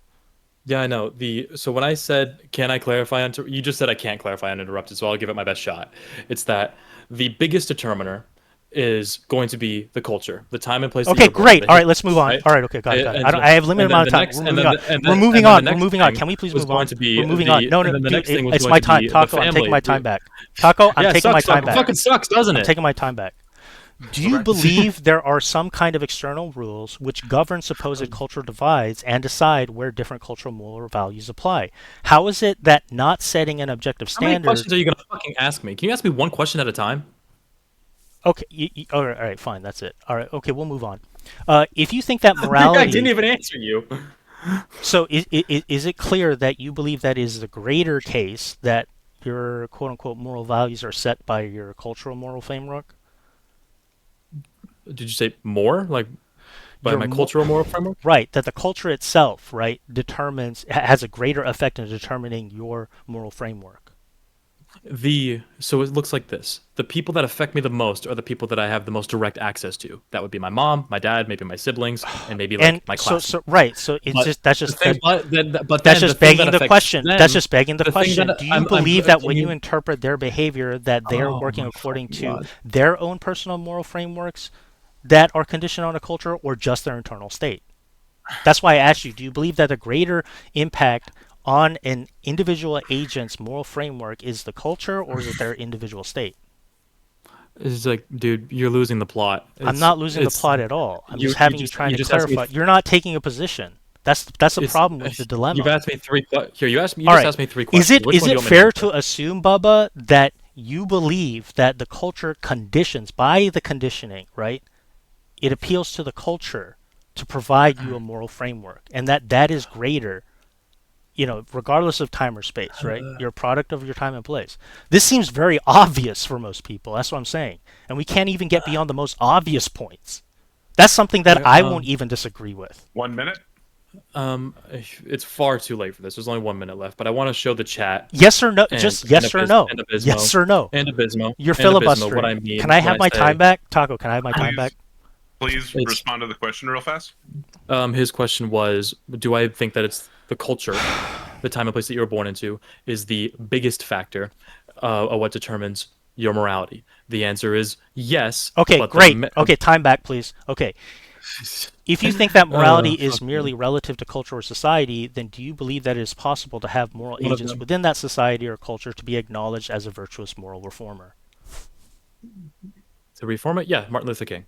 Okay, perfect. If you believe that, right, then if you as a moral subjectivist believe that, then how can you maintain that it was virtuous for him to be a moral reformer if at that time and In place, given the hindsight, conditioning of his society and culture, it was not morally acceptable to be against segregation? yep, I will answer that question. This It's is probably the called the last question. reformer's Yeah, Yep, shut up, dilemma. Abismo. How do you actually I want to account for answer that moral question. progress, Bubba, Okay, according to want moral okay, I want subjectivity? hang on. Abismo, shut up. I will answer your question. That's Don't fine. tell me So to go ahead shut and up on my respond. own time, Bubba.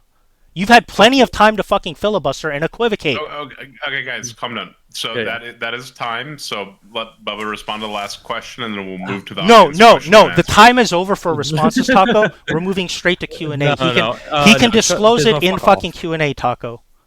Yeah, no, I Allow want to him respond. to Yeah. respond to your question, and then we'll move to the Q&A. No, I wasn't given an opportunity to respond to any of his questions over time. So let's fucking move Yeah, on. you did. Yes, you It's did. provided You 2 were, extra minutes. There was some back and forth here, not related to the discussion. So we're gonna allow him to make a final response. Please try to do it real quick to that question that you just asked, and then we'll move on to the question and answer. Okay, With can this I one. clarify? And Can I clarify what the question respectfully, was? I hope I can. Yeah, I know. I remember the question. I will even respond. I will even say the question. Okay, And what was the Taco, I hope question? I can do it. I hope I can do it. Uninterrupted. I hope. The question That's the was, whole how can we point of the account? cross-examination, Bubba. I get to interrupt you. You can't even observe the external principle that makes the debate even fucking possible, Okay, dude. we're not You can't. gonna have this meta conversation. Just respond to the question real fast, and then we'll move on to the Q&A. The question was, how can we tell that the reformers of that would change the moral outlook of society? How do we know that they are right? And I'm going to use Abismo's own words, kind of like what she said during my cross examination. It is kind of like how the winners are the ones who write history. So the answer is, in hindsight, we know that Martin Luther King was right and racism is bad because that's the way that a society has formed over time to his beliefs. And in the 1950s and 60s, it was a bad thing, in hindsight, to say that black people were, inhuman in the way that they were being treated. And that's the very basic answer to his question. He can throw a tantrum all he wants. Okay, perfect. Now we're going to go ahead and move on to the Q&A. I'm not sure whose hand was raised first, but I'm gonna pull up a few questions from the chat, and then we'll move on to the audience here and pull them up as well. Bear with me. I do have a few questions in chat. So, Abismo, does culture change? This is from Brilliant. What I would say is that culture does advance and makes moral progress. And that's because of some external principle outside of the culture itself rather than internally from any individual agent or the cultural norms within it. That's historically demonstrable and pretty common sense. Gotcha. And then Numenon has a question for both of you. We'll start with Bubba because he's on the left, and then Abismo because he's on the right. Well, I guess it's affirmative and negative as well. But how can you know that you didn't accidentally turn yourself into a brain in a vat and then forget you did so? That's Bubba first. Oh, wait. How can you know that you didn't turn yourself into a brain in a vat? Through my own rationale and forget I did so. I believe that the correct answer is that it's not possible to know that for sure, but I would personally conclude, based on my own experience of reality, which comes from which comes from my empiricism and rationalism, that I think, therefore I am. Everyone here knows that statement, but I can conclude that I am not in a brain in a vat. Even if I was, even if I was, then I still am a living human being. Gotcha. And then Abismo? I'm sorry, what was the question again? I was reading the chat. Yeah. How can you know that you didn't? How can you know that you didn't accidentally turn yourself into a brain in a vat and then forget you did so? Because I mean, I'll use G.E. Moore's argument in this one, even though I don't believe in objective intuitionalism or whatever, is that if I put, one hand in front of me and I have a second hand, then I know that the external world is real. Gotcha. And then this is another question for both, so we'll go left to right again. What is the epistemic methodology by which you determine the noumenal reality of normativity without appealing to a theory that traps you in underdetermination of data? Is that question to me? That's for both of y'all. So Bubba first, and then Okay, Abysmal. sure. That's a really convoluted question. Yeah, Yeah. I would say. I don't know Yeah, if you're I'm not able to gonna lie. track that. Yeah, no, I can't track that. I honestly, genuinely don't know what he was asking, just All because right. I'm very susceptible to jargon Can like you that. type it out in the side chat, whoever All asked right. that question? John, go ahead and restate that a little bit more simple for them, and then I'll just move on to the next one for right now. Abysmo's refutation to genocide in the Bible was insufficient, so he's asking, this is oat oil. Why would a divinely inspired authors say God commanded genocide, knowing this will be scripture and instruction for future generations? Can you restate that again? I'm having a hard time following that as well. Yeah, why would a divinely inspired author say God commanded genocide, knowing this will be scripture and instruction for future generations? Right. Unfortunately, we weren't actually able to get that part into the cross-examination because we got so hung up on whether or not Bubba actually did ascribe that the moral frameworks are provided by the cultures or not, which I was hoping to try to elucidate. To the further point that it could be the case, right? Just because we have like cultural disagreements, right? And regardless of how you want to delineate, because there's so many different ways to try to establish one type of culture from another culture, but that a lot of the times those aren't really on the same level either, right? But regardless of those disagreements don't necessarily provide evidence that morality is just all subjective. It could just be the case that we haven't actually discovered the actual objective moral standard, and that's kind of what I would maintain when it comes to quote unquote Old Testament agrarian economies of the past. That's all I have to say. They could have just in other words, they could have just gotten the moral facts wrong. And one of those moral facts would have included how they received a quote unquote command of God. You have plenty of people who claim that they're freaking Jesus. You have people in Africa who believes that they're freaking Jesus, and like 1 million people believe in him. Gotcha. That doesn't change the fact that God could in fact be something external to the material world. This is it's just begging the question. Sorry, go ahead. Okay. And then I was gonna say, for the record, Taco, I think Sammy and Weetod are the ones that have had their hands raised the longest. I think. I'll pull people up here shortly. Okay.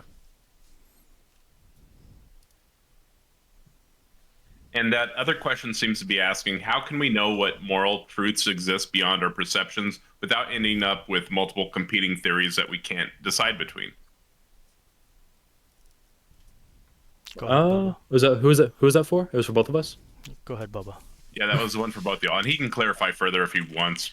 Yeah, can you clarify the question? Oh no, he hasn't responded. I was just parsing that.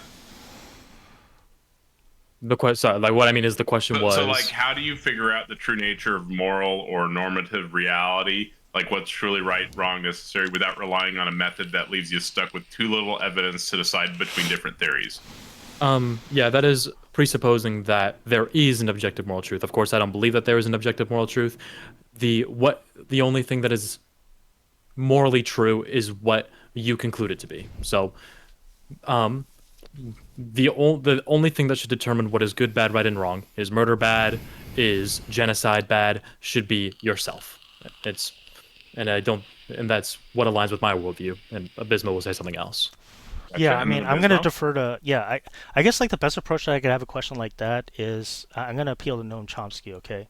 So, I mean, it's pretty clear that cultural relativism, is kind of like a, uncontrovertible form, right? But the real question is that is there an external principle outside that? And I wouldn't necessarily call that question begging, because the reason why is because, like, even when it comes down to, like, even if we were to accept that moral relativism is just based on a broad spectrum of, like, different forms or whatever, cultural relativism being one of them, even in like, for individuals, there's like different aspects within human nature that can vary widely, right? Like, for example, a visual system, right? So I'm going to make an epistemological appeal here, right? Visual systems can vary widely depending on early experience. Human visual systems can vary in terms of number of receptors that can influence our sight, right? But human visual system can't be changed into an insect visual system, because these are generalized facts of biology. We know that the genetic structure or plan, quote unquote, for an insect is going to be different from a human. So there are logical limitations there, or I wouldn't say like logical limitations, but limitations that are derived from the biological facts themselves, right? That determines what kind of sight a human can have versus an insect, right? Um, in a lot of ways, the ways in which that we're able to ascertain moral values, even ones given by a culture, are already are we it points to the fact that we have an innate, sense of that is not only like fundamental, um, but is determinative, right? Like the way that we use language. How do we access a culture? We access it through language, right? How do we access mathematics? It's going to be literally an innate sense. If you're going to say that the normative facts themselves or normative truths like mathematics or arithmetic are merely subjective, then what any more reason does it give you to believe that 2 plus 2 is 4 versus 2 plus 2 equals 5? That's the problem for someone who doesn't believe that there is an objective standard outside of the individual who observes or perceives quote unquote reality as we're talking about it to be objective in any sense. Again, as a moral objectivist or someone who's trying to, I guess I have to make that point in a debate about moral subjectivity. I find it really odd and idiosyncratic that I have to do so, but for my perspective, it seems pretty plainly obvious and common sense that in order to have normative values of these kind, is pretty self-evident. If you're going to reject these normative facts, then you're also going to have to reject any epistemic basis, observation or descriptive basis for how we perceive or even can consider things objective to be even in science. Okay. And then we'll move on to this. I do have more text questions, but I'll try to pull up some people in the audience first before we get to that, just to make sure we have time for everybody, because these other questions are for Abismo. So I'll pull up Ego first, because it looks like his hand was the first one raised. Hello, good evening. Hey, Ego. Yeah. I only came into the later bit, missed the first 30 minutes, so feel free to correct me if I make a dumb statement, right? My question's a pretty simple one. I'm just going to appeal to moral skepticism in that I just don't see how... I'm sure you're familiar with the moral queerness argument, right, Abismo? So for me, a major... Sorry, pardon? Go ahead. Sorry, I cut you off. That's okay. Maybe it's good if we present it for the audience, if you want to, Abismo, just to articulate it. Yeah, just a moment. I can do it if you want. Sure, go ahead. So, yeah, I could do it right now. Sorry. Yeah. So, okay. Go ahead. Yeah, the argument for moral queerness would be that if objective values were to be strange in comparison to anything else that we know exists, because everything else can be studied empirically. So, this is the presumption that if we're to assume that morality is somehow, accessible to us through some innate sense or something like this that we all have access to, it's not in the same way as any quote unquote empirical fact, right? I'm not quite sure I understand what your retort there is. How about I let you clarify? Go ahead. Right? They're part of the phenomenal perception, but doesn't mean they comport to the noumenal. Okay. Like an answer. Am I confused? What's your question, I guess? Anyways, maybe it's better. Okay, let me try again. Let me try again to reframe just out of fairness, Ego. I don't want to just kind of leave you out there. The way I understand the moral queerness argument from error theory is that it would be quote unquote queer to hold that we have some other way, right, of innately quote unquote perceiving, which is used metaphorically, moral facts about the world that's different from our quote unquote 5 or 6 senses, exactly, right, yeah, which are observable, right? That's how we determine descriptive facts about the world, right? Whereas, right, the criticism of the error theorist about quote unquote moral realism is that how is it that we can have access, right? That's a more fundamental question. How is it that we have access to this quote unquote objective standard of moral facts and values? Mm-hmm. Yeah, and so for me, it's like, oh, sorry, go ahead. Sorry, go ahead. No, go ahead, expand. For me, it's like the answer is just God, right? But I don't believe in God. Or for me, the answer would be natural features of the world, right? Like when I have a conversation with somebody and I ask them, "Do you have a dog?" They can show me a picture of a dog, right? And That's it's still an interpretive verifiable, right? process. Sorry, go ahead. What did you No, say? no, I'm sorry. I keep interjecting. It's okay. So like for me, that's like obviously I'm being reductive here, right? Because I'm not gonna like give you an 800-page essay on empiricism, but my point is, right, that when it comes to things that are empirical of nature, they still require interpretation. That's another very complicated conversation, but I'm putting that on the table, right? But if you show me a picture of your dog, there's like a correspondence relationship there to reality. And so there's an epistemic pathway towards a fact, what we would normatively call a fact, in my opinion. So how do we do that for moral objectivity? Now, if you're going to appeal to moral universalism, I don't think that like goes true. Just putting that on the table. Because I Yeah, think there's I too already much said at the diversity in start I'm culture. not a moral universalist. I don't think there's generalized principles outside of the moral facts that we're able to observe for ourselves that determine how Uh-huh. we're morally to act. I don't believe that at all. So, like, again, I'm So, not a divine command theorist. If anything, I'm very suspicious of those kind of prescriptions. but you believe in moral realism, right? Yes, I do. But there's many And different types of moral realism. That's the thing. okay, can you That's please, on like, moral how does that work? realism, or would you like me to respond to The the moral objection realism, how does it like, of how, queerness like, from error morals theory? are facts, right? Like, there are factual components. Like, even if a certain moral statement isn't like a factual statement, there are like truth tracking elements to that statement, right?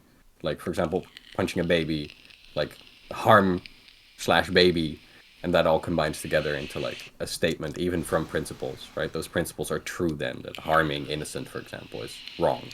I'm just trying to understand how like I know the facts to be, right?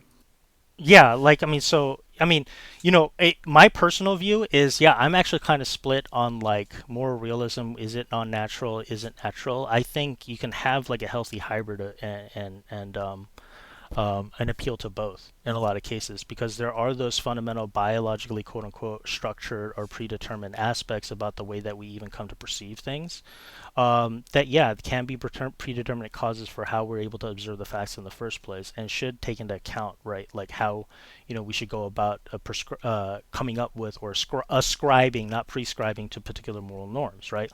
Like case in point, it's Okay. precisely because I believe in objective morality that when I look at like Alan Turing, right, and how there used to be quote unquote normative laws determining that homosexuality was a disease.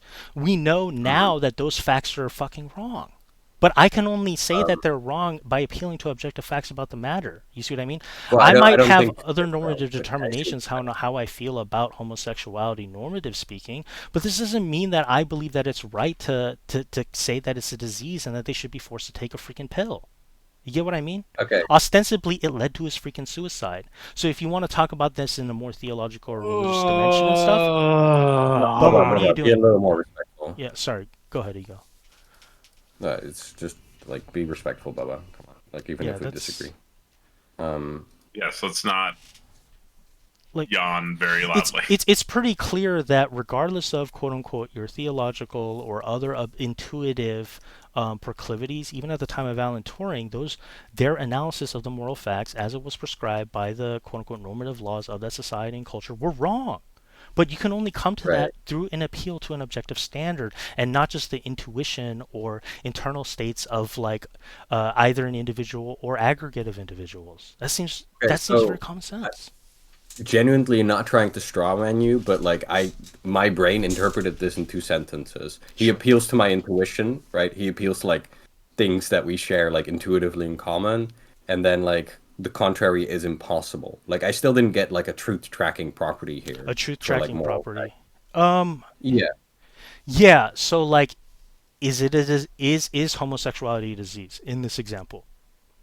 What I kind of think if facts would you homosexuality appeal to strengthen that claim? um That makes well, it more plausible the case. Foucault actually has like a whole ass book on Yeah. this, right? Like Mm-hmm. the history of sexuality and Yep. crime and punishment, right? But what does he Where he say? like well, he thinks it's a genealogical development in how we medicalize and see and perceive like certain social acts, right? Yeah, So, but what for I'm asking example, is how does one come, right? Like, what facts does one appeal to try to make a normative claim that it is a disease in the first place? What I'm saying is that seems you're totally making a implausible to me, and that's why they yeah, got the because you're facts making a wrong. category error. Because you're making a category error. How is that a All right, Because you're category like, Ego, error? Ego, go ahead and make your last point, and then we'll go ahead and No, move no, on to the that's next fine. question. I think Ego's doing a great job. Yeah, we have um, other people that need to get up here too. Okay. well, like I call it category error because in my like I already have a framework where I don't believe in bad and good, and now you're asking me how do you know that like being gay was wrong objectively in your like I just don't understand. That's just a category error.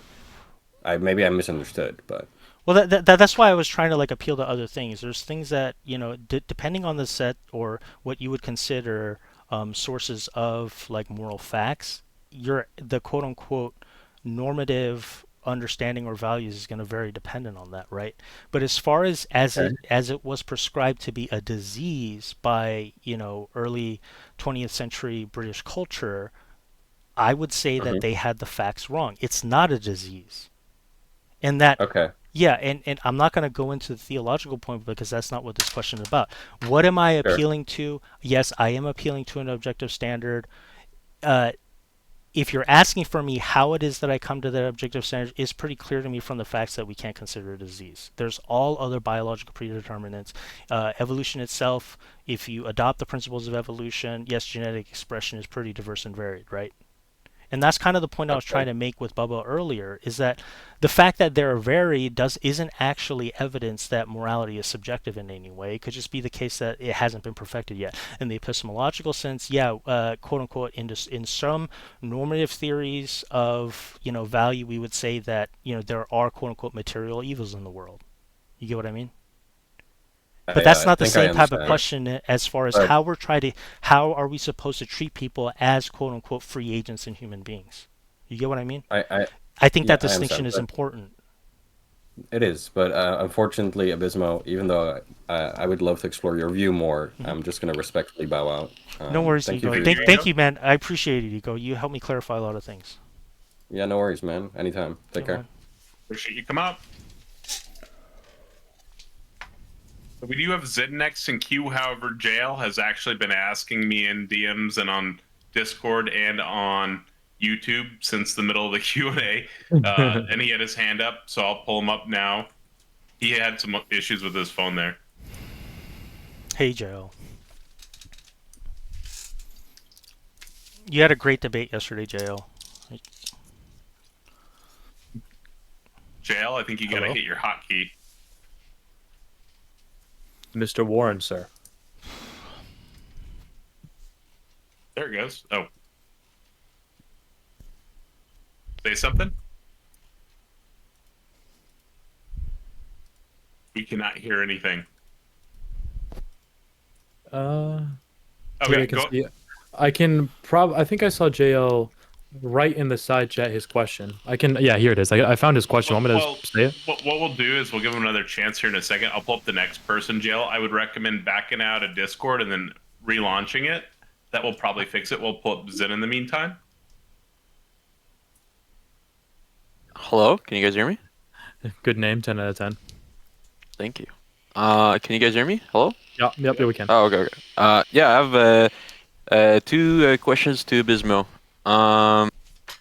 So first thing, if you don't accept divine commentary as your basis for moral objectivity, then on what consistent, non-arbitrary principle do you decide which biblical passages reflect objectively true morality and which are dismissible because you said, quote unquote, some of them you weren't there to witness them, so you don't know? Doesn't that selective process amount to special pleading? Basically, you're applying one criterion to some passages but not to others, and cherry picking the evidence that fits your conclusion?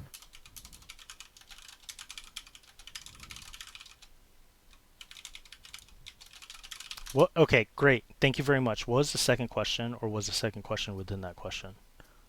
That was one question with Okay. two question marks Okay. also. So you're asking if I quote unquote reject divine command theory or am at least suspicious of it, then what criterion of No, you moral? say you're skeptical, right? Yeah. What criterion of moral theory would I have for Christianity as it applies to the Bible? Like, No, if what I'm asking is that if you are, let's say, skeptical of divine commentary, right, as yeah, your basis for moral objectivity, then what is it that's the consistent, non-arbitrary principle that you use to decide which biblical passages reflect objectively true morality and which are dismissible because you weren't there to witness them? Because you add an example that Baba brought to you at the end of his time. I think it was about Moses, and you said you don't know because you weren't there to witness it, right? right. But to me, like it sort of like makes me want to ask a question. You know, like doesn't that selective process amount to special pleading? Y- Because you're applying one criterion to some passages, but not to others, and that Correct. also implies cherry picking the evidence that fits your conclusion. Well, that would actually be a form of special pleading if you were assuming that that you would have to be limited to one set of criterion in order to establish or in order to quote unquote interpret or approach or access one set of facts versus another facts, right? There's a distinction between descriptive facts versus normative facts. Would you agree? How's that relevant? I mean, it's relevant for a lot of reasons. Like scientific, I mean, that's literally the heart of David Hume's case, right? How do you get from an is to an ought? Just because we could describe certain things in a certain way, epistemologically speaking, doesn't necessarily lead us to like an ought statement about how we morally should act. Yeah, but I meant like Yeah. how does So this that relevant to distinction your between principle? right, but the description, right, but rather the distinction between descriptive facts and normative facts is extremely important. That's why I'm quote unquote normatively speaking very skeptical of claims about divine command. Yeah, I understand that, but what I'm asking is your principle. What is it that you're doing to be able, right, to apply one criterion to some passages but not to others? Well, you would have How to do be you determine this? right. You would have to try to delineate what are actually descriptive claims versus what could be counted as in favor of quote unquote facts that could influence normative Yeah, claims. how do you do That's that? the idea. Well, so you're asking right. So here's precisely the thing: is maybe it's because one could be ho- not aware with the subject matter when it comes to I guess like the science or the methods of inquiry as it regards textual interpretation, which that is more of like an epistemic domain that's within an epistemic domain, right? Whereas normative claims are not, because normative claims have to do precisely with how we should quote unquote hold to particular values or quote unquote even virtues about how one people should act, rather than how we interpret a particular phrase given at a particular time or context, or archaeological evidence that could Okay, provide plausibility so of what kind of assumptions we could bring to the freaking text in the first place. So let's say yeah, sorry. you're It's you're, just make, like you're it seems asking to me you're for. not answering my question though, I don't because think no. I mean, it could just be the case that you're just wholly unaware of what it means to do like a quote unquote biblical exegesis or hermeneutic in the first place, and you're just conflating that with normative claims when it comes to morality. okay, so that's what you're using to determine. Well, when it comes to determining what quote unquote normative actions I should take given my time and place, then yeah, it's going to go through a filter of quote unquote, uh, you know, normative criterion by which I do that, and not just the hermeneutical ones. The hermeneutical ones could give me a more plausible interpretation or understanding of what the text actually is saying, right? But then it's a whole nother thing of moral analysis then into how that translates into what we should do practically in our daily living in today's time. You get what I'm saying? And that's an important distinction that has to be observed Well, because, as David I hear Hume, what alludes to, there is a real distinction between is and not claims, and it would be puzzling for and intellectually honest for someone not to actually treat that as seriously of a distinction in the first place. Yeah, I hear what I listen to what you said and I understand it, but I don't understand how it applies to you being able to distinguish between X and Y biblical passage. Well, then, are you asking about how I go about interpreting the scripture? Because that's what I'm Yeah, saying. I'm Is that asking you, how are you not doing? How are you not special pleading or cherry picking? Right. So I'm you not need to special explain to pleading me the. because hermeneutic is going to be like within the domain of epistemology.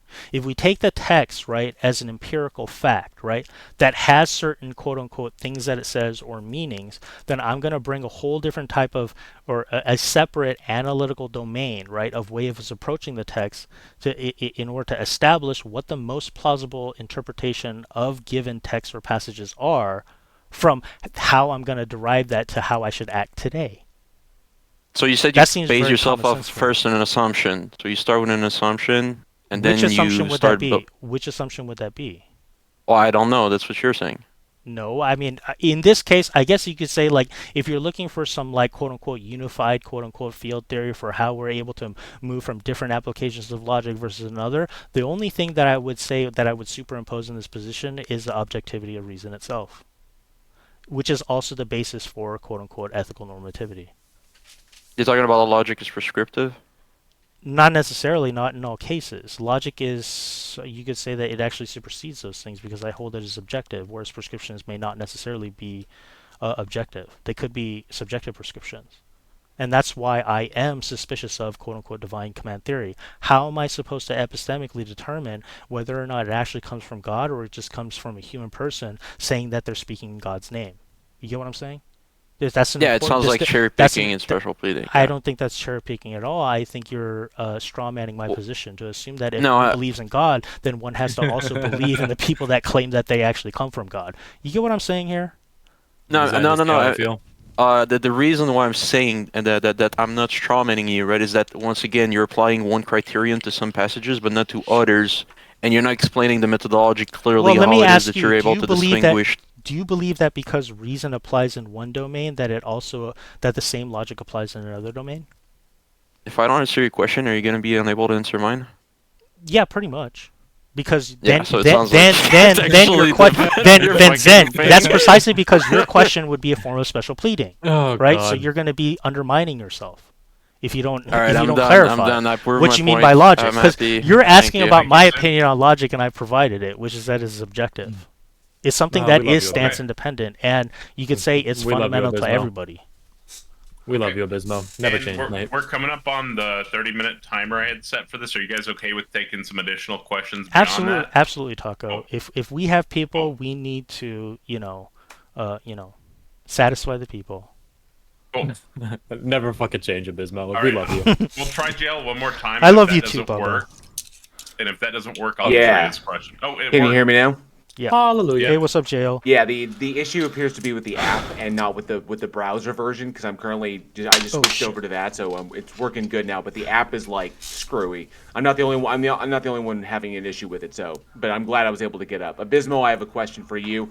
I'll try to make this succinct so that we don't, or try to Thank you. I want to get a straightforward answer. So, but here we go.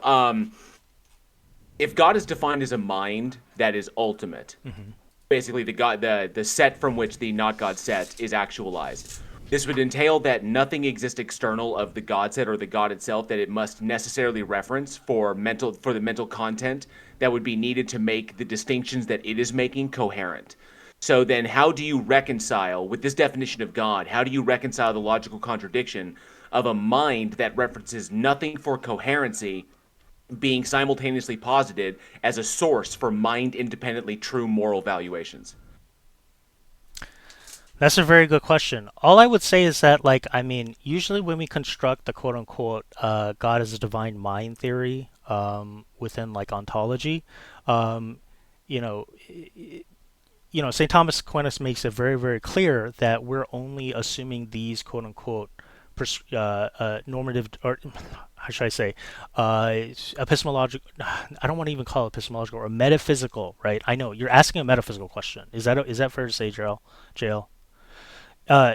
The idea, well, Yeah, in a sense, I don't want to commit you to that view out of all due hang on a sec, respect. just but to clarify, yeah. no, to clarify your question, because what you asked me, it's not really that simple.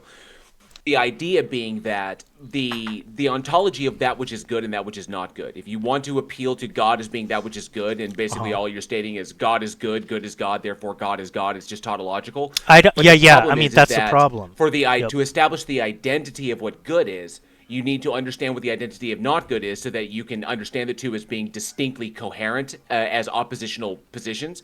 But if that which doesn't exist that is not good is a referent for that which is good. Right, without then, verifiability, it could just be nothing. I totally understand that. That's the interplay between G.E. Okay. Moore's position about how to define the good in the first place, and then you have the emotivist claim. A.J. Ayer actually respond to it, right? Which is that's precisely what I'm talking about. That was that you have to at least be able to acknowledge the puzzling way in which we can apperceive, ethical moral facts in the first place. That's what I'm asking. How do you reconcile how do you reconcile the contradiction? Right, with God, I mean, in one sense, I believe, okay, and I may be unfair in saying this, and I'm only following St. Thomas Aquinas on this.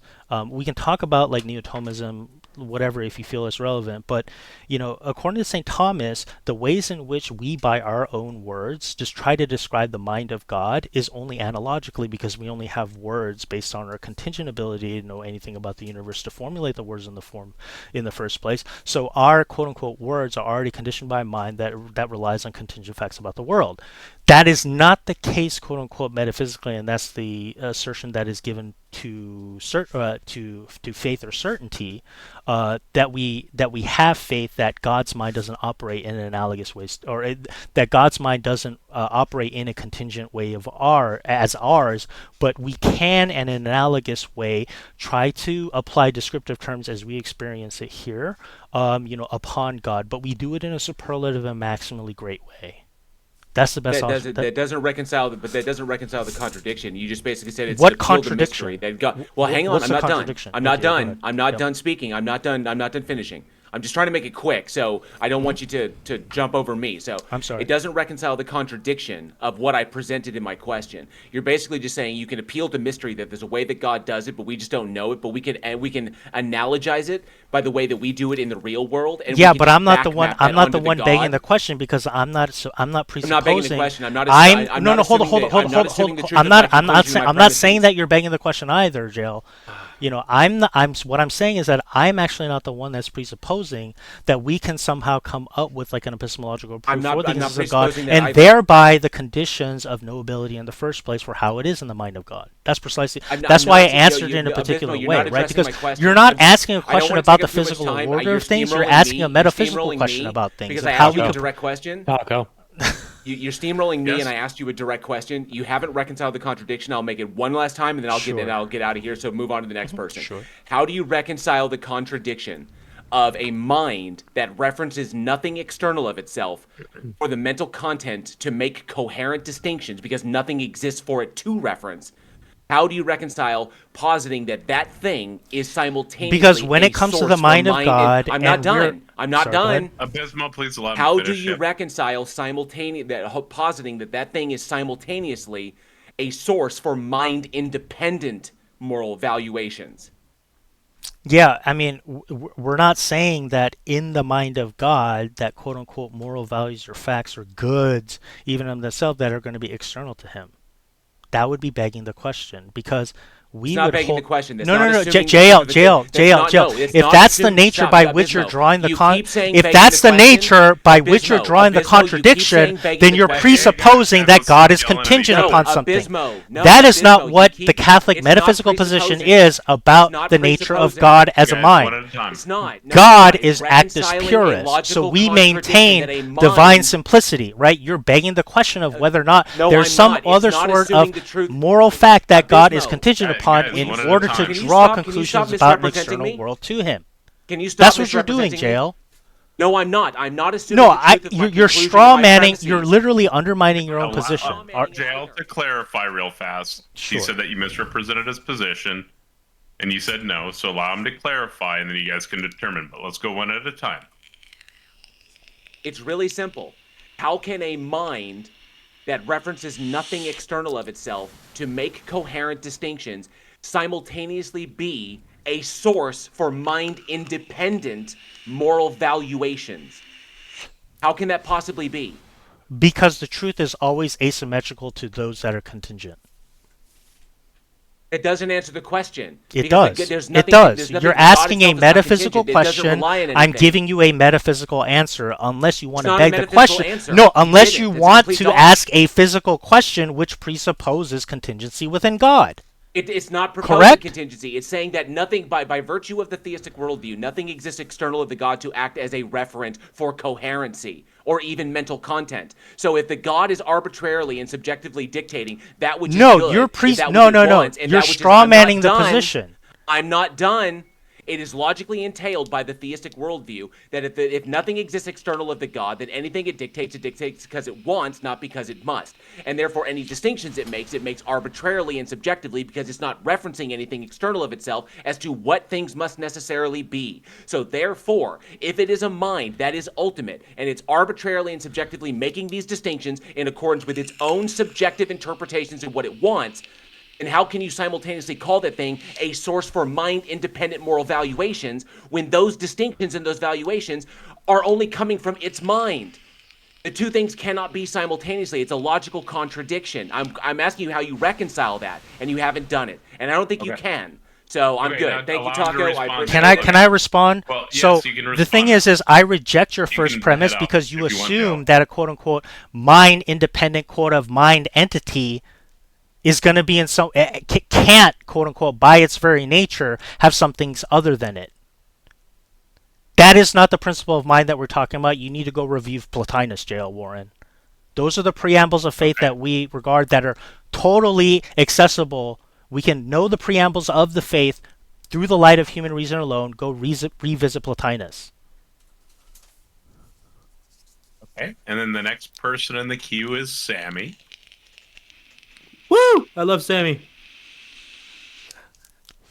Hello, can you hear me? Yes, Sammy, I want you to know I'm in love Hey, with you. Sammy. Is your question for? Abysmal. Abysmal, you're using a lot of flowery language, so I just felt you were very disingenuous. I just want to ask this question to find out if you were actually being genuine. I want you to Well, use no, hold on. your- I have to let's stop assume- you there. Why are you jumping straight into ad hom, Sammy?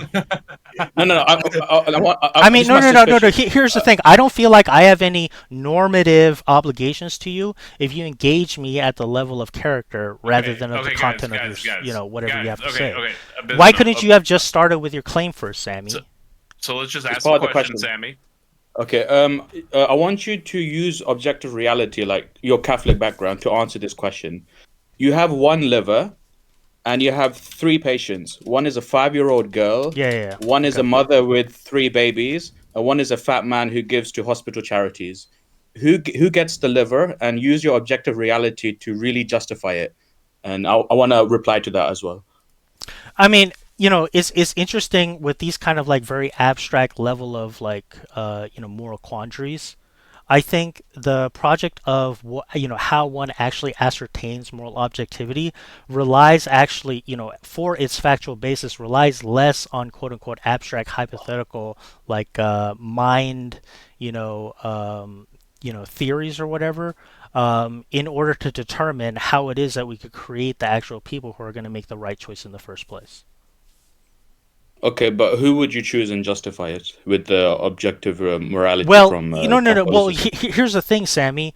The trolley problem itself already presupposes that there is some objective moral standard. The question, it's a utilitarian problem, right? And utilitarianism is trying to, quote unquote, rationalize or formulate an objective criterion or standard in the first place. Because the assumption is, or the presupposition, is that in fact, that the greatest happiness, whatever actions derive the greatest happiness, is what is in fact objective, right?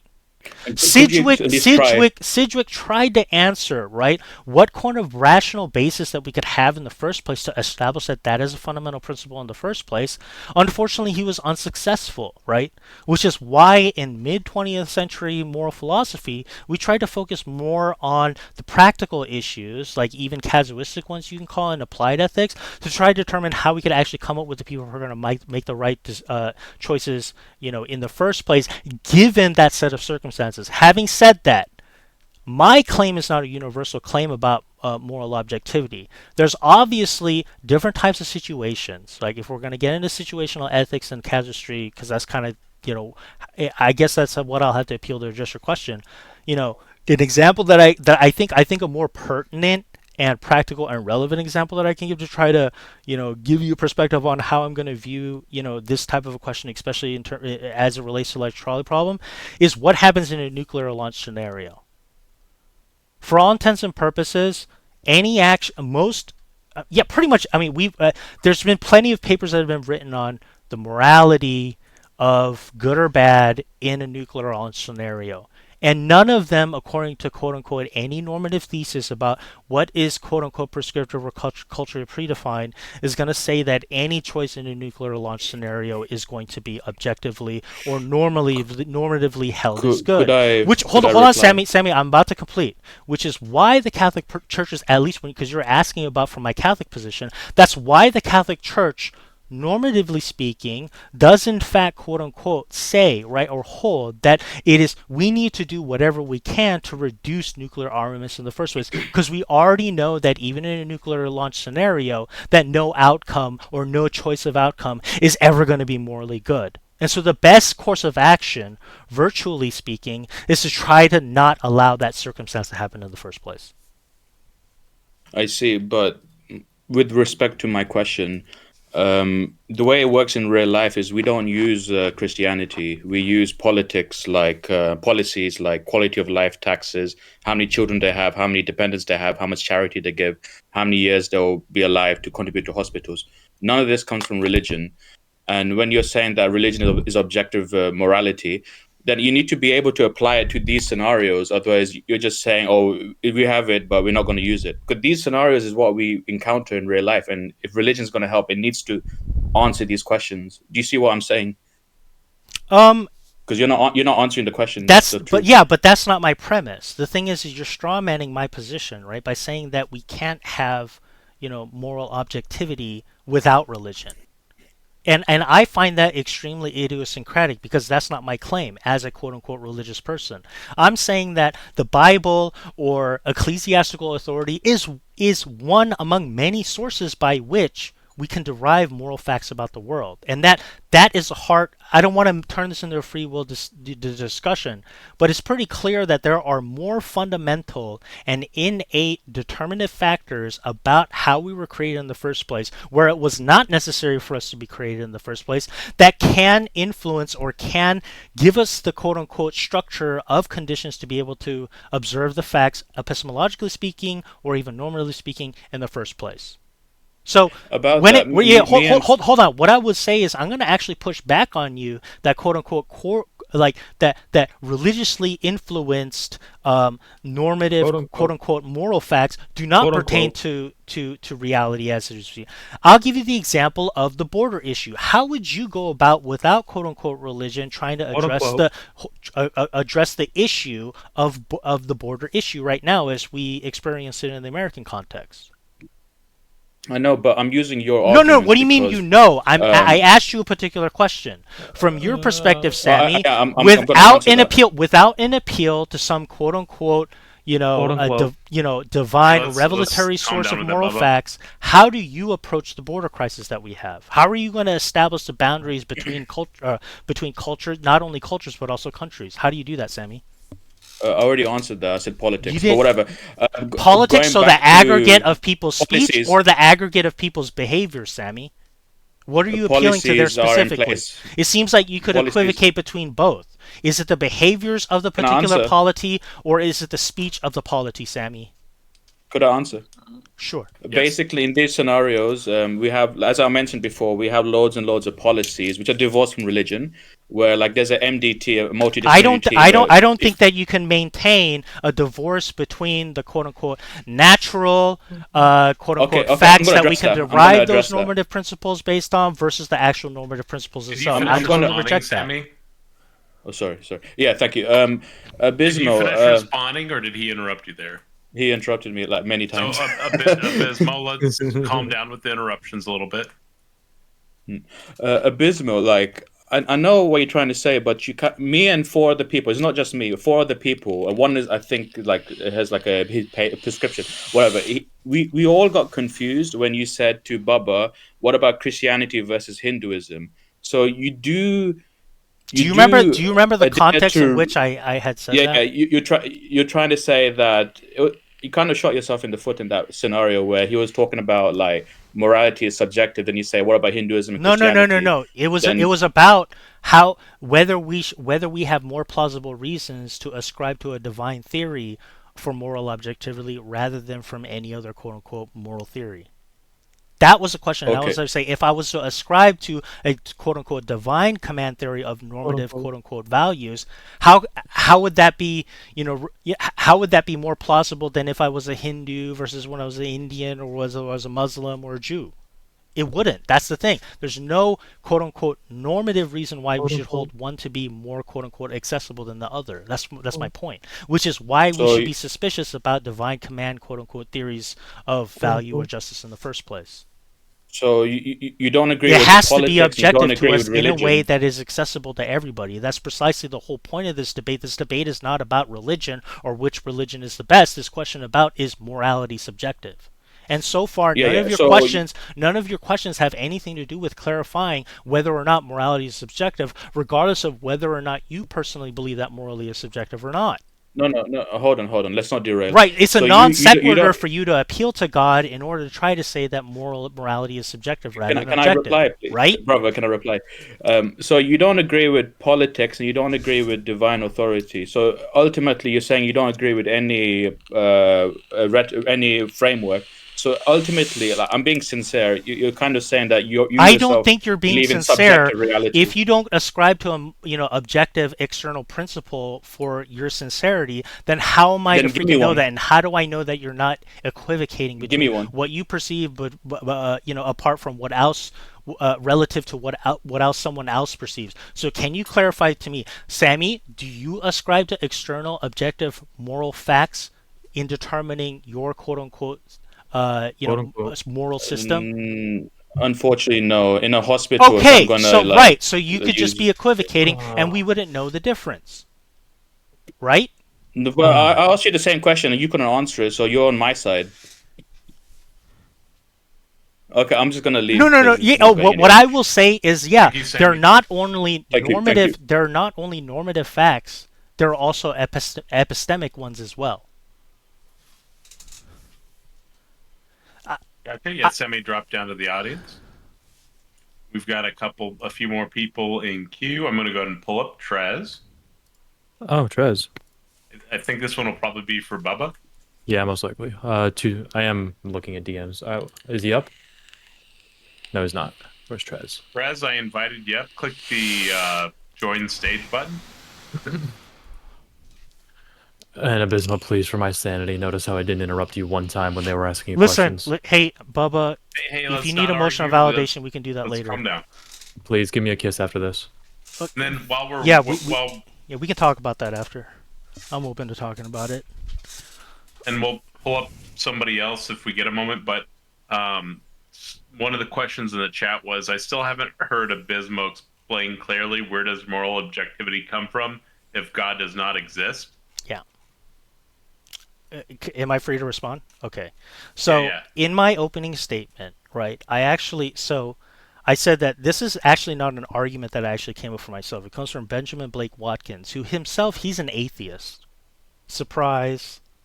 So he defines the concept of moral reason like this. He says some fact or consideration gives us reason for doing action X when this fact or consideration counts in favor of doing action X. So my view of moral objectivity is that regardless of whether or not you believe in some sort of transcendent entity, that does not necessarily in every case, right, prohibit or establish that we can in fact know objective facts about the world and act according to them. In fact, my view is, yeah, we can reasonably coexist with even an atheist. Because, and I have yet to hear from anyone's question, right, how in the case of a moral objectivist we can get from an is to an ought. I think that's a more interesting question that we could actually talk about. I think this is a great case that demonstrates, right, that if you're too fixated on issues about... Okay, we don't need to go into that. Okay, you did okay, answer fine. the question, it sounds like. And then Trez has a question for Bubba. I think. Bro, that that Sammy guy got cooked, by the way. Anyway, Trez, okay, shut up. Bubba. Okay. Bubba, is it okay to genocide people if it's socially acceptable? Like, Trez, what did I say in my if it's opening? if it's socially acceptable to genocide people, and if it's just happening everywhere, Yes, I answered this question. Let's see if you were listening. Where, then can you just do it? Trez, are you? I'm gonna answer his question, but then I want to show some genuine concern. The answer is, I determined that it's not socially acceptable to genocide people. And my concerning question is, Trez, are you drunk? I'm wondering because you said, "Oh, well, if they did it, then it's okay." It's not okay. I determined that it's not okay. And I'll this tell you society right will now, determine Bubba, that I genocide is started drinking abysmal. halfway through our Abysmal. debate, so That makes a lot of sense. I'm like 8 shots in at this point. All right, let's get started. And Taco, I'm about tapped out. I'm arguing I'm with drunk people at pre-funking this already, point. Bubba. Yeah, Taco, I'm about tapped out. I'm ready for You conclusions. Like said it's okay I'm if it's arguing with socially I'm acceptable. arguing with drunk. I'm arguing with drunk Thank people. you, Trez. Okay. Oh no, we got a So couple more hands up. I'm free. I'm open. If I can pull Ego your up. time allows, Taco, I'm cool. But I mean, out if of you want to respect talk for to your time, Ego Taco. again real fast, I can pull him back up. Let's just not overtalk him when he's asking questions. Okay. Ego, wait, hello. Ego again? Well, yeah, that is kind of like I appreciate it, brother, but that is kind of weird. There's other people waiting. I don't want to like somebody else has their You're hand good, raised. Ego. I don't want- Keeping everybody on stage over 18. Oh, I see. Well, Bubba, how can we have this conversation where it's like somewhat interesting for you? Because you're dying on the side, bro. I see you. I see you So struggling. Ego, go ahead and ask one more question, and then I'll bring up Yeah. Benny, and then we'll go ahead and do the conclusion. It's not the fault of you or the chat. I love the chat. Taco's done fine moderation. I'm arguing with a drunk person at this point. Ego, I would love to answer your questions. Well, okay. Yo, how about I'm sober enough to maybe- engage. Let's go.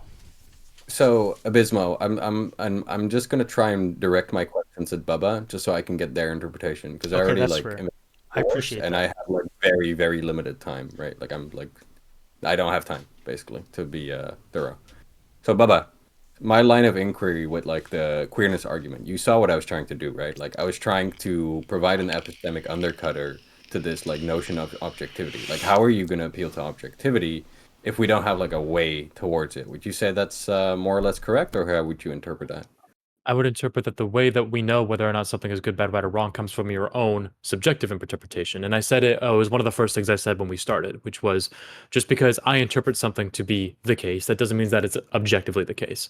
If I determine murder to be bad, that does not mean that it's objectively bad. And so when it comes to the queerness argument, that's a very simple, probably boring response on how I would answer.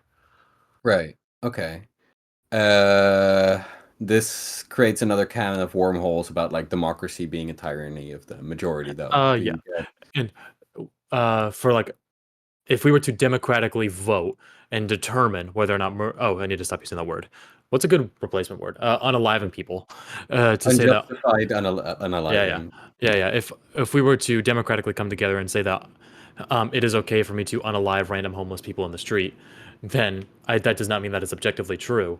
It just means that all it simply shows is that the majority of people determine it to be true. Okay. And And I'm just curious, like for the sake of just getting an intuitive understanding, like what's your moral views, or like how do you go about it? Are you like a utilitarian, or like what? well, getting into like, I don't have one way to just interpret my moral framework in a way that would be quick and easy that I could do in just a few sentences. It'd be like, Sure, of course. I believe what is moral comes from generally what I believe to be good. Like I believe what Jesus said, do unto others what you would have done to you. I think when it comes to sexual morality, I think that consent is the number one thing.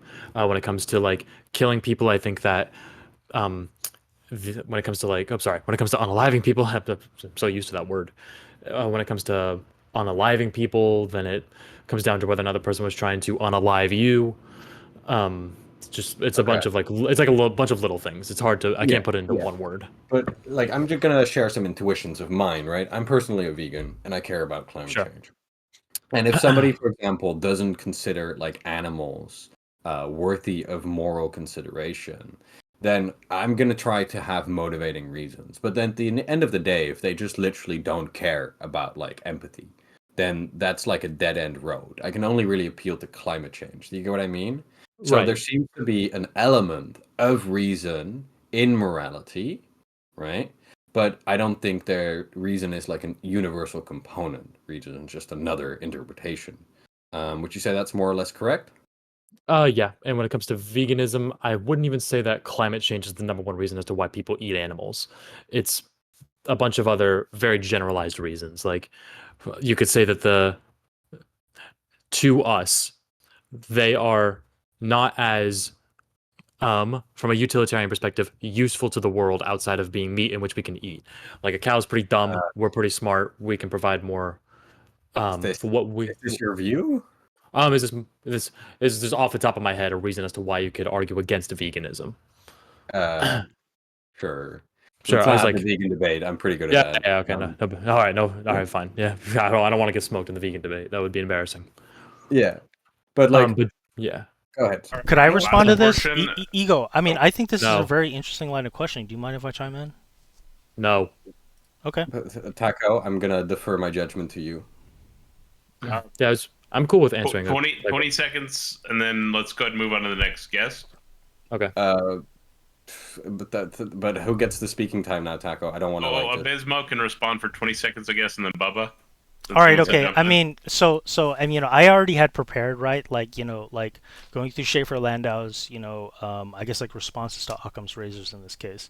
I like the vegan argument of line of interpretation. I think it's important to distinct, where veganism applies and where it might not apply. Okay, so according to Occam's razor, right, it states that one should at least amount to an ontological, should appeal to the least amount of ontological entities in an explanation, right? It's basically just to believe in the simplest amount of explanation or simplest explanation, given any sort of different facts. Do we need to appeal to objective moral facts in order to explain things we observe? The example, right, that's given by Schaefer Landau is that like an example of a bird falling from a tree, right? We could say that based on our observations that maybe he's maybe this particular person is and decides to help the bird. Maybe it's because according to some objective moral law, or maybe some feeling, or about our own thoughts about what his moral laws are, right? And his first response goes like this, okay?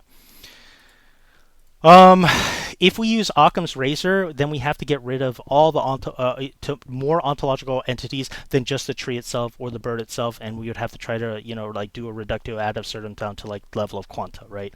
This we can go back and forth in debating about this, especially when it comes to reductio ad absurdum. Abismo. No, I don't think it's sufficient. No, Taco, I don't think it is all. I think Ego's a very valid point about veganism. That's what I'm saying, right? Yeah, I agree, but like unfortunately, we just do not have the economical resources in terms of time to like go through this. I'm sorry. Okay, sure, that's fine. That's fine. All right, we could do like an after party later. Yeah, absolutely. And then Bubba wanted to jump in as well. It sounded like. No, it's fine. Oh no. Okay, cool. Okay, I'm gonna leave, but we'll have to debate some other time. Bye bye. Cool. Thank you. And then we'll go ahead and pull up the last person, Vinny. I did invite you up. Cool. Hey, Vinny. Hello, all. How's everyone doing tonight? Good. Vinny. Oh, been better. I can tell. I was in here about an hour ago, and I heard the start of your debate.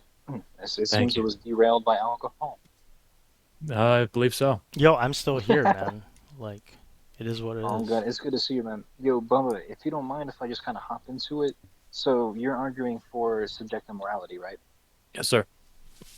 Okay. I would be inclined to agree with you on certain things. I myself, I am a new Christian, but before that I was a subjective moralist, and I debated it with people quite a bit. So I have an understanding of it, but everyone kind of approaches it differently. For me, like subjective morality just boils down to what's good for you is what you're going to ascribe as good. Like if it's good for you to say, like boiling it down to what happened back in the day, like if it's good for our country to engage in imperialism or conquer this other country, this other tribe, that's good for our people, so we should do it, because it is good. But it's not good for the people being conquered, right? So how do you balance, what the subjective good, the subjective bad with governing and leading a society? I can answer that in two parts. When it comes to imperialism, anger. I think Aquinas said this, unless I'm mistaken. It's that anger is Okay. justified if it is used in the right level to the right target, for the right reason. So if imperialism, if you're going to actually conquer for a person just for the sake of conquering, I would see, and most people would see that as unjust. But if you're actually conquering for the reason of maybe the other tribe wronged you for whatever reason, then it could be justified to kind of take over their lands and um, law over the nation. And when it comes to determining, and your second question was something along the lines of like determining whether or not something is just or unjust. No, not exactly. And if I could just like kind of, I wouldn't say respond to it, but just add this into it. Justified, just or unjust. What metric are you using to determine that? My own rationality. Just your own rationality. Yes. And most people generally agree, like, hey, killing people is bad if you don't have to do it. Yes. Most people believe that. However, whenever it comes to like human society, I'm sure, as you know, is very complicated.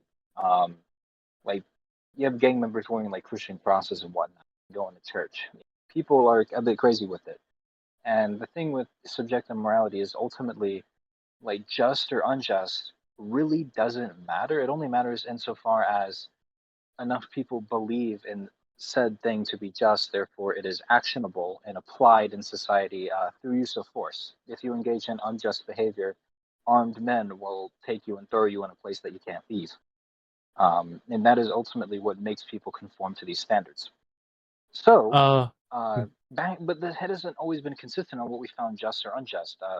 Imperialism and conquest, and as you put it, conquest for conquest's sake. I would rather say conquest for the sake of, men, money, materials. Just conquering things is profitable. So, is it not good for a society to be conquering others if they're able to manage the new resource intake effectively? I would say that yes, it is good for them to do it. Not so good for the people conquered, debatable in certain circumstances, but in general, no one wants to be conquered. yeah, and it's very contextual. Like if conquered implies coming in forcibly and killing all the leaders in order to prescribe new leaders into the nation, this is all very contextual.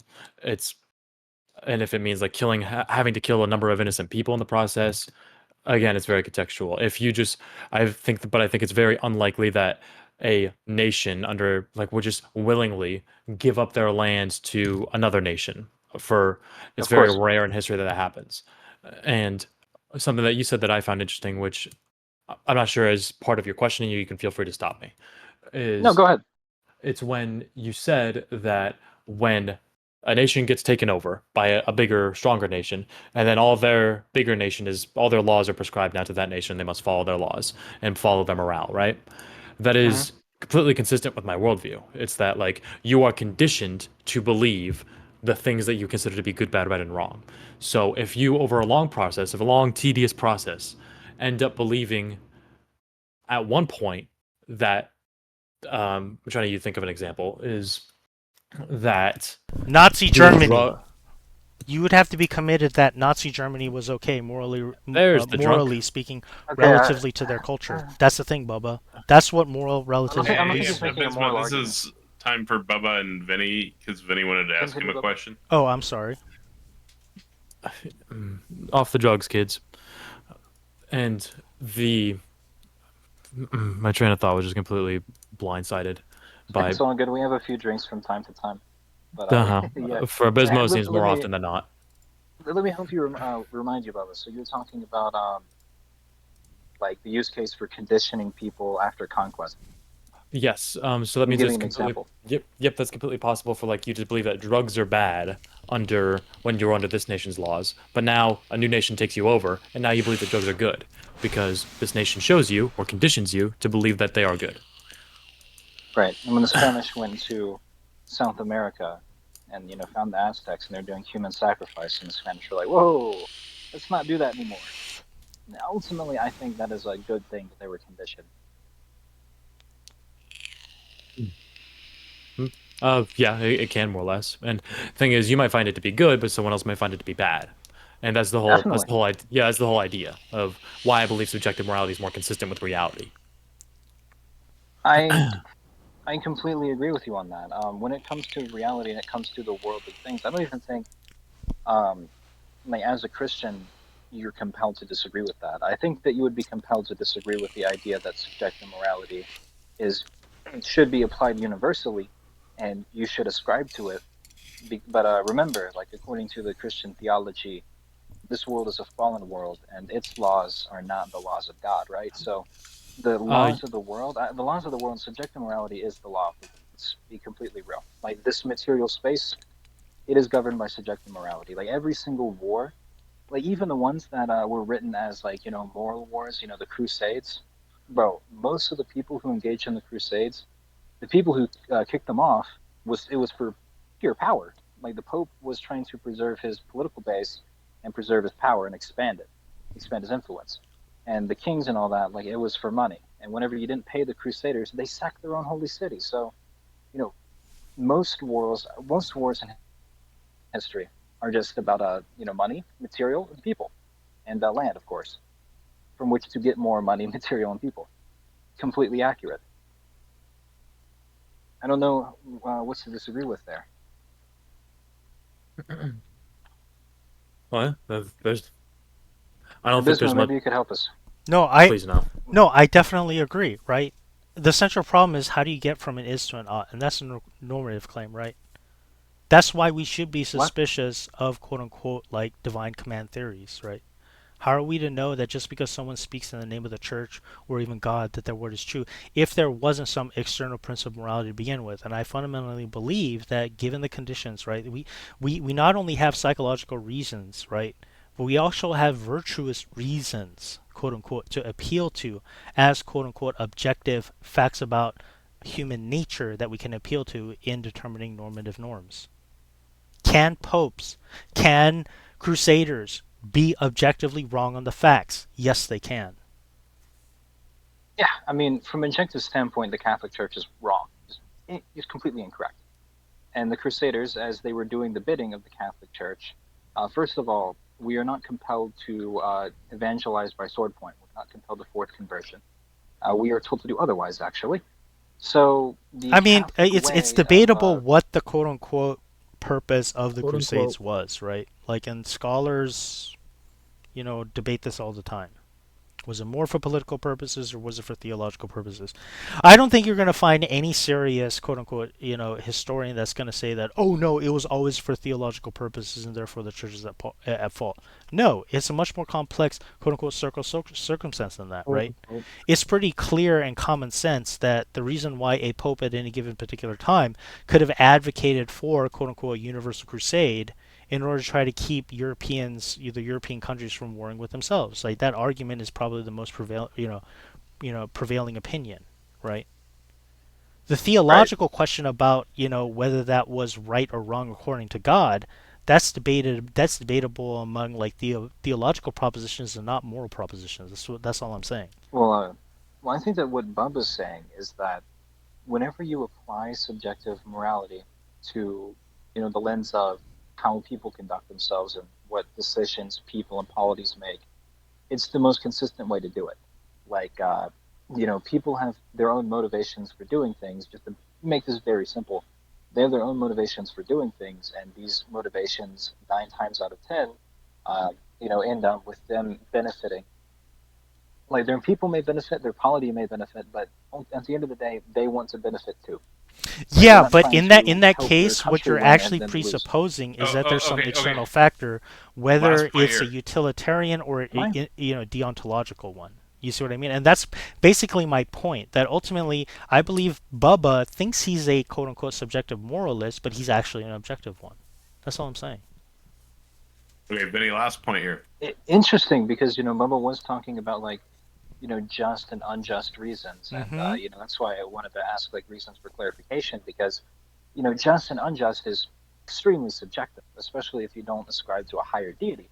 Like for you and I, just or unjust, we have a very simple way of determining that. Right. But I'm with Noam Chomsky on this. You cannot objectively determine that. Yeah, I don't think questions about justice or even power are as frivolous as regime change. So I'm with Noam Chomsky on this, even though I don't agree with a lot of his conclusions. I don't think Bubba was saying that it's like simple. Okay. So was Bubba, there any other perhaps you could, question or? jump in here and kind of No, explain. I would love for this to be the last question because I've been on debate stage for 2.5 hours and I want conclusions and I want to. Yep, we're getting there. I'm ready for more. I don't know why. It's I'm not. It's all good. I'm not. I have to be got here like 30 minutes ago. I'm fresh. It's all yeah, good. I know. Yep. I understand. You got a life. Cool.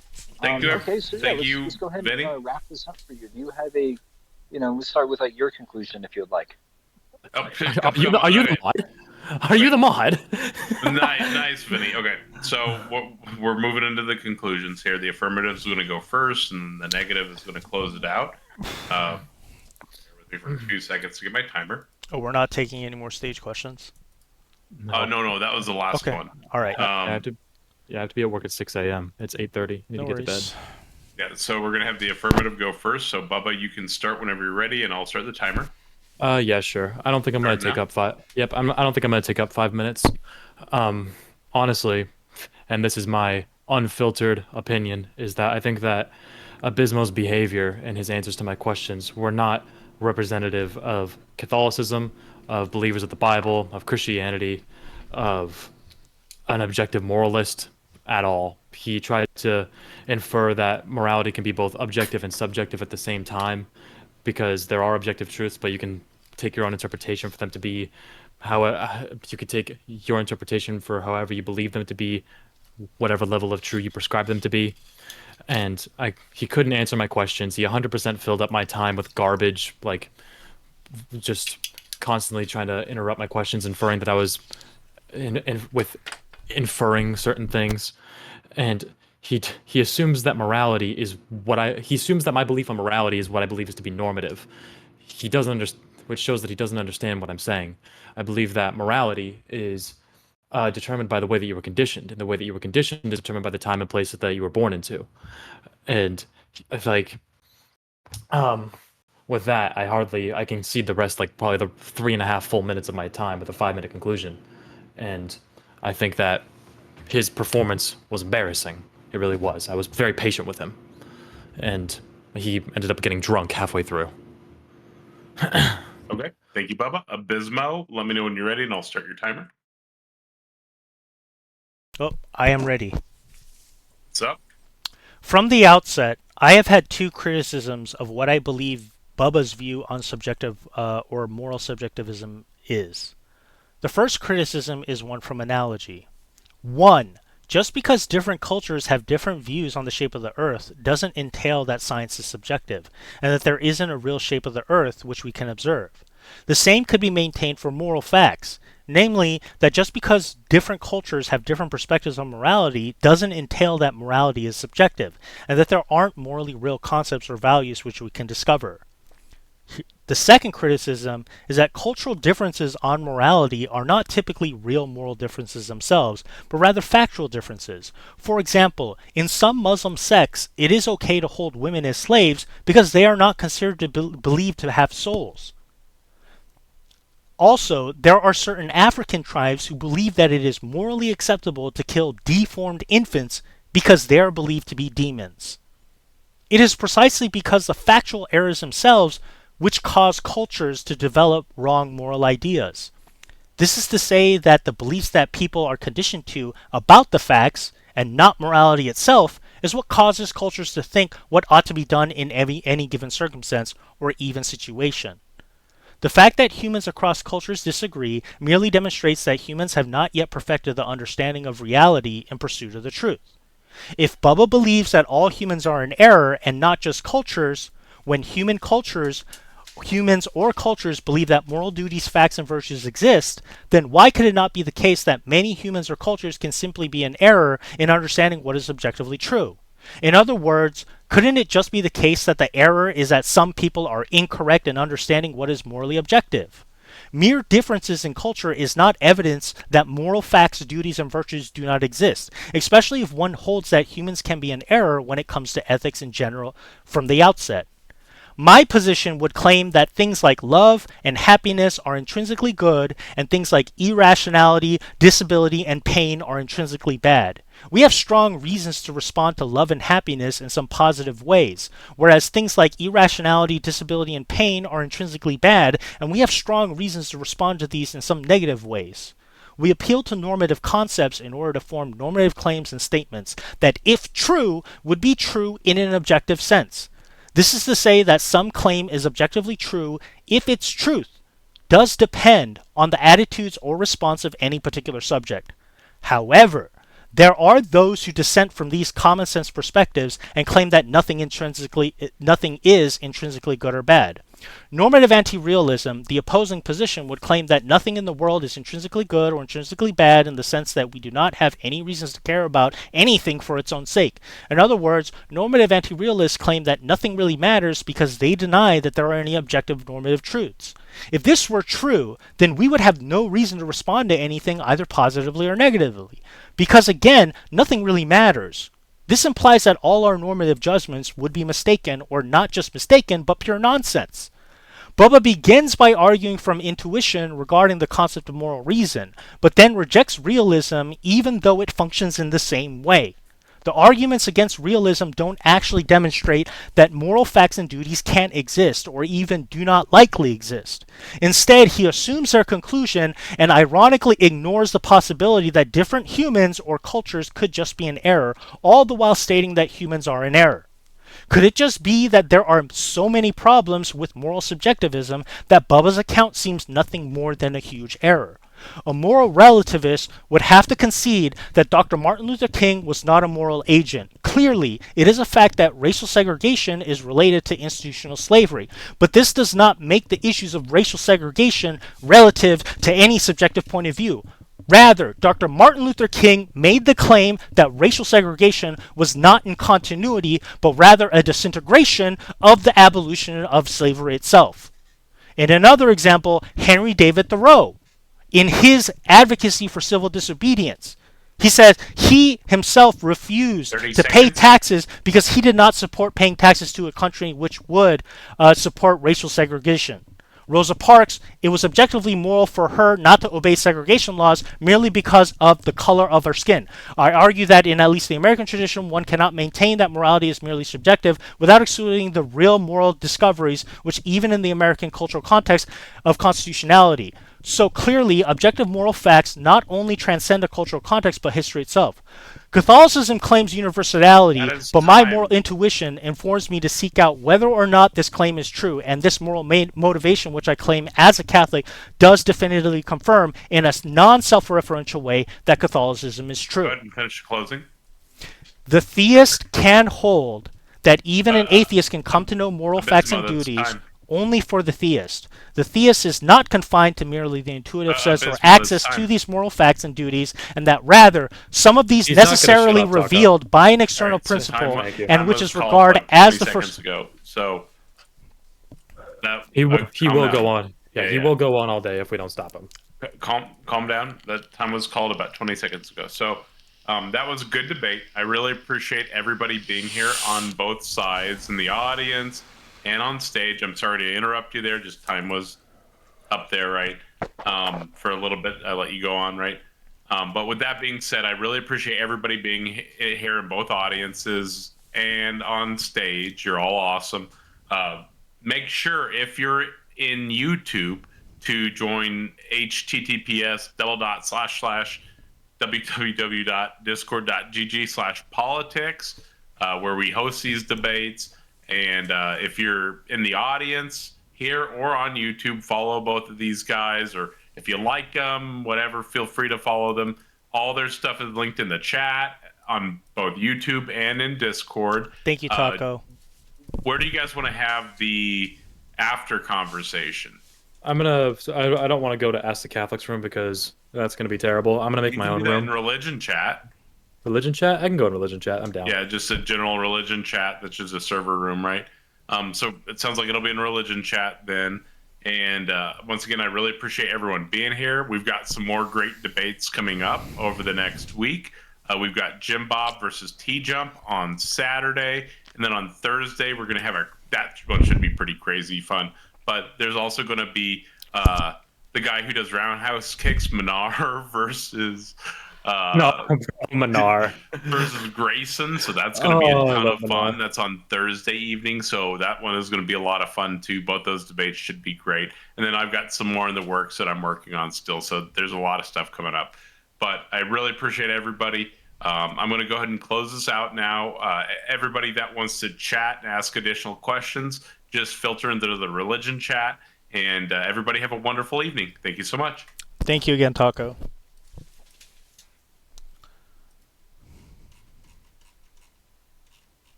Epic. It was tedious. That's all I have to say.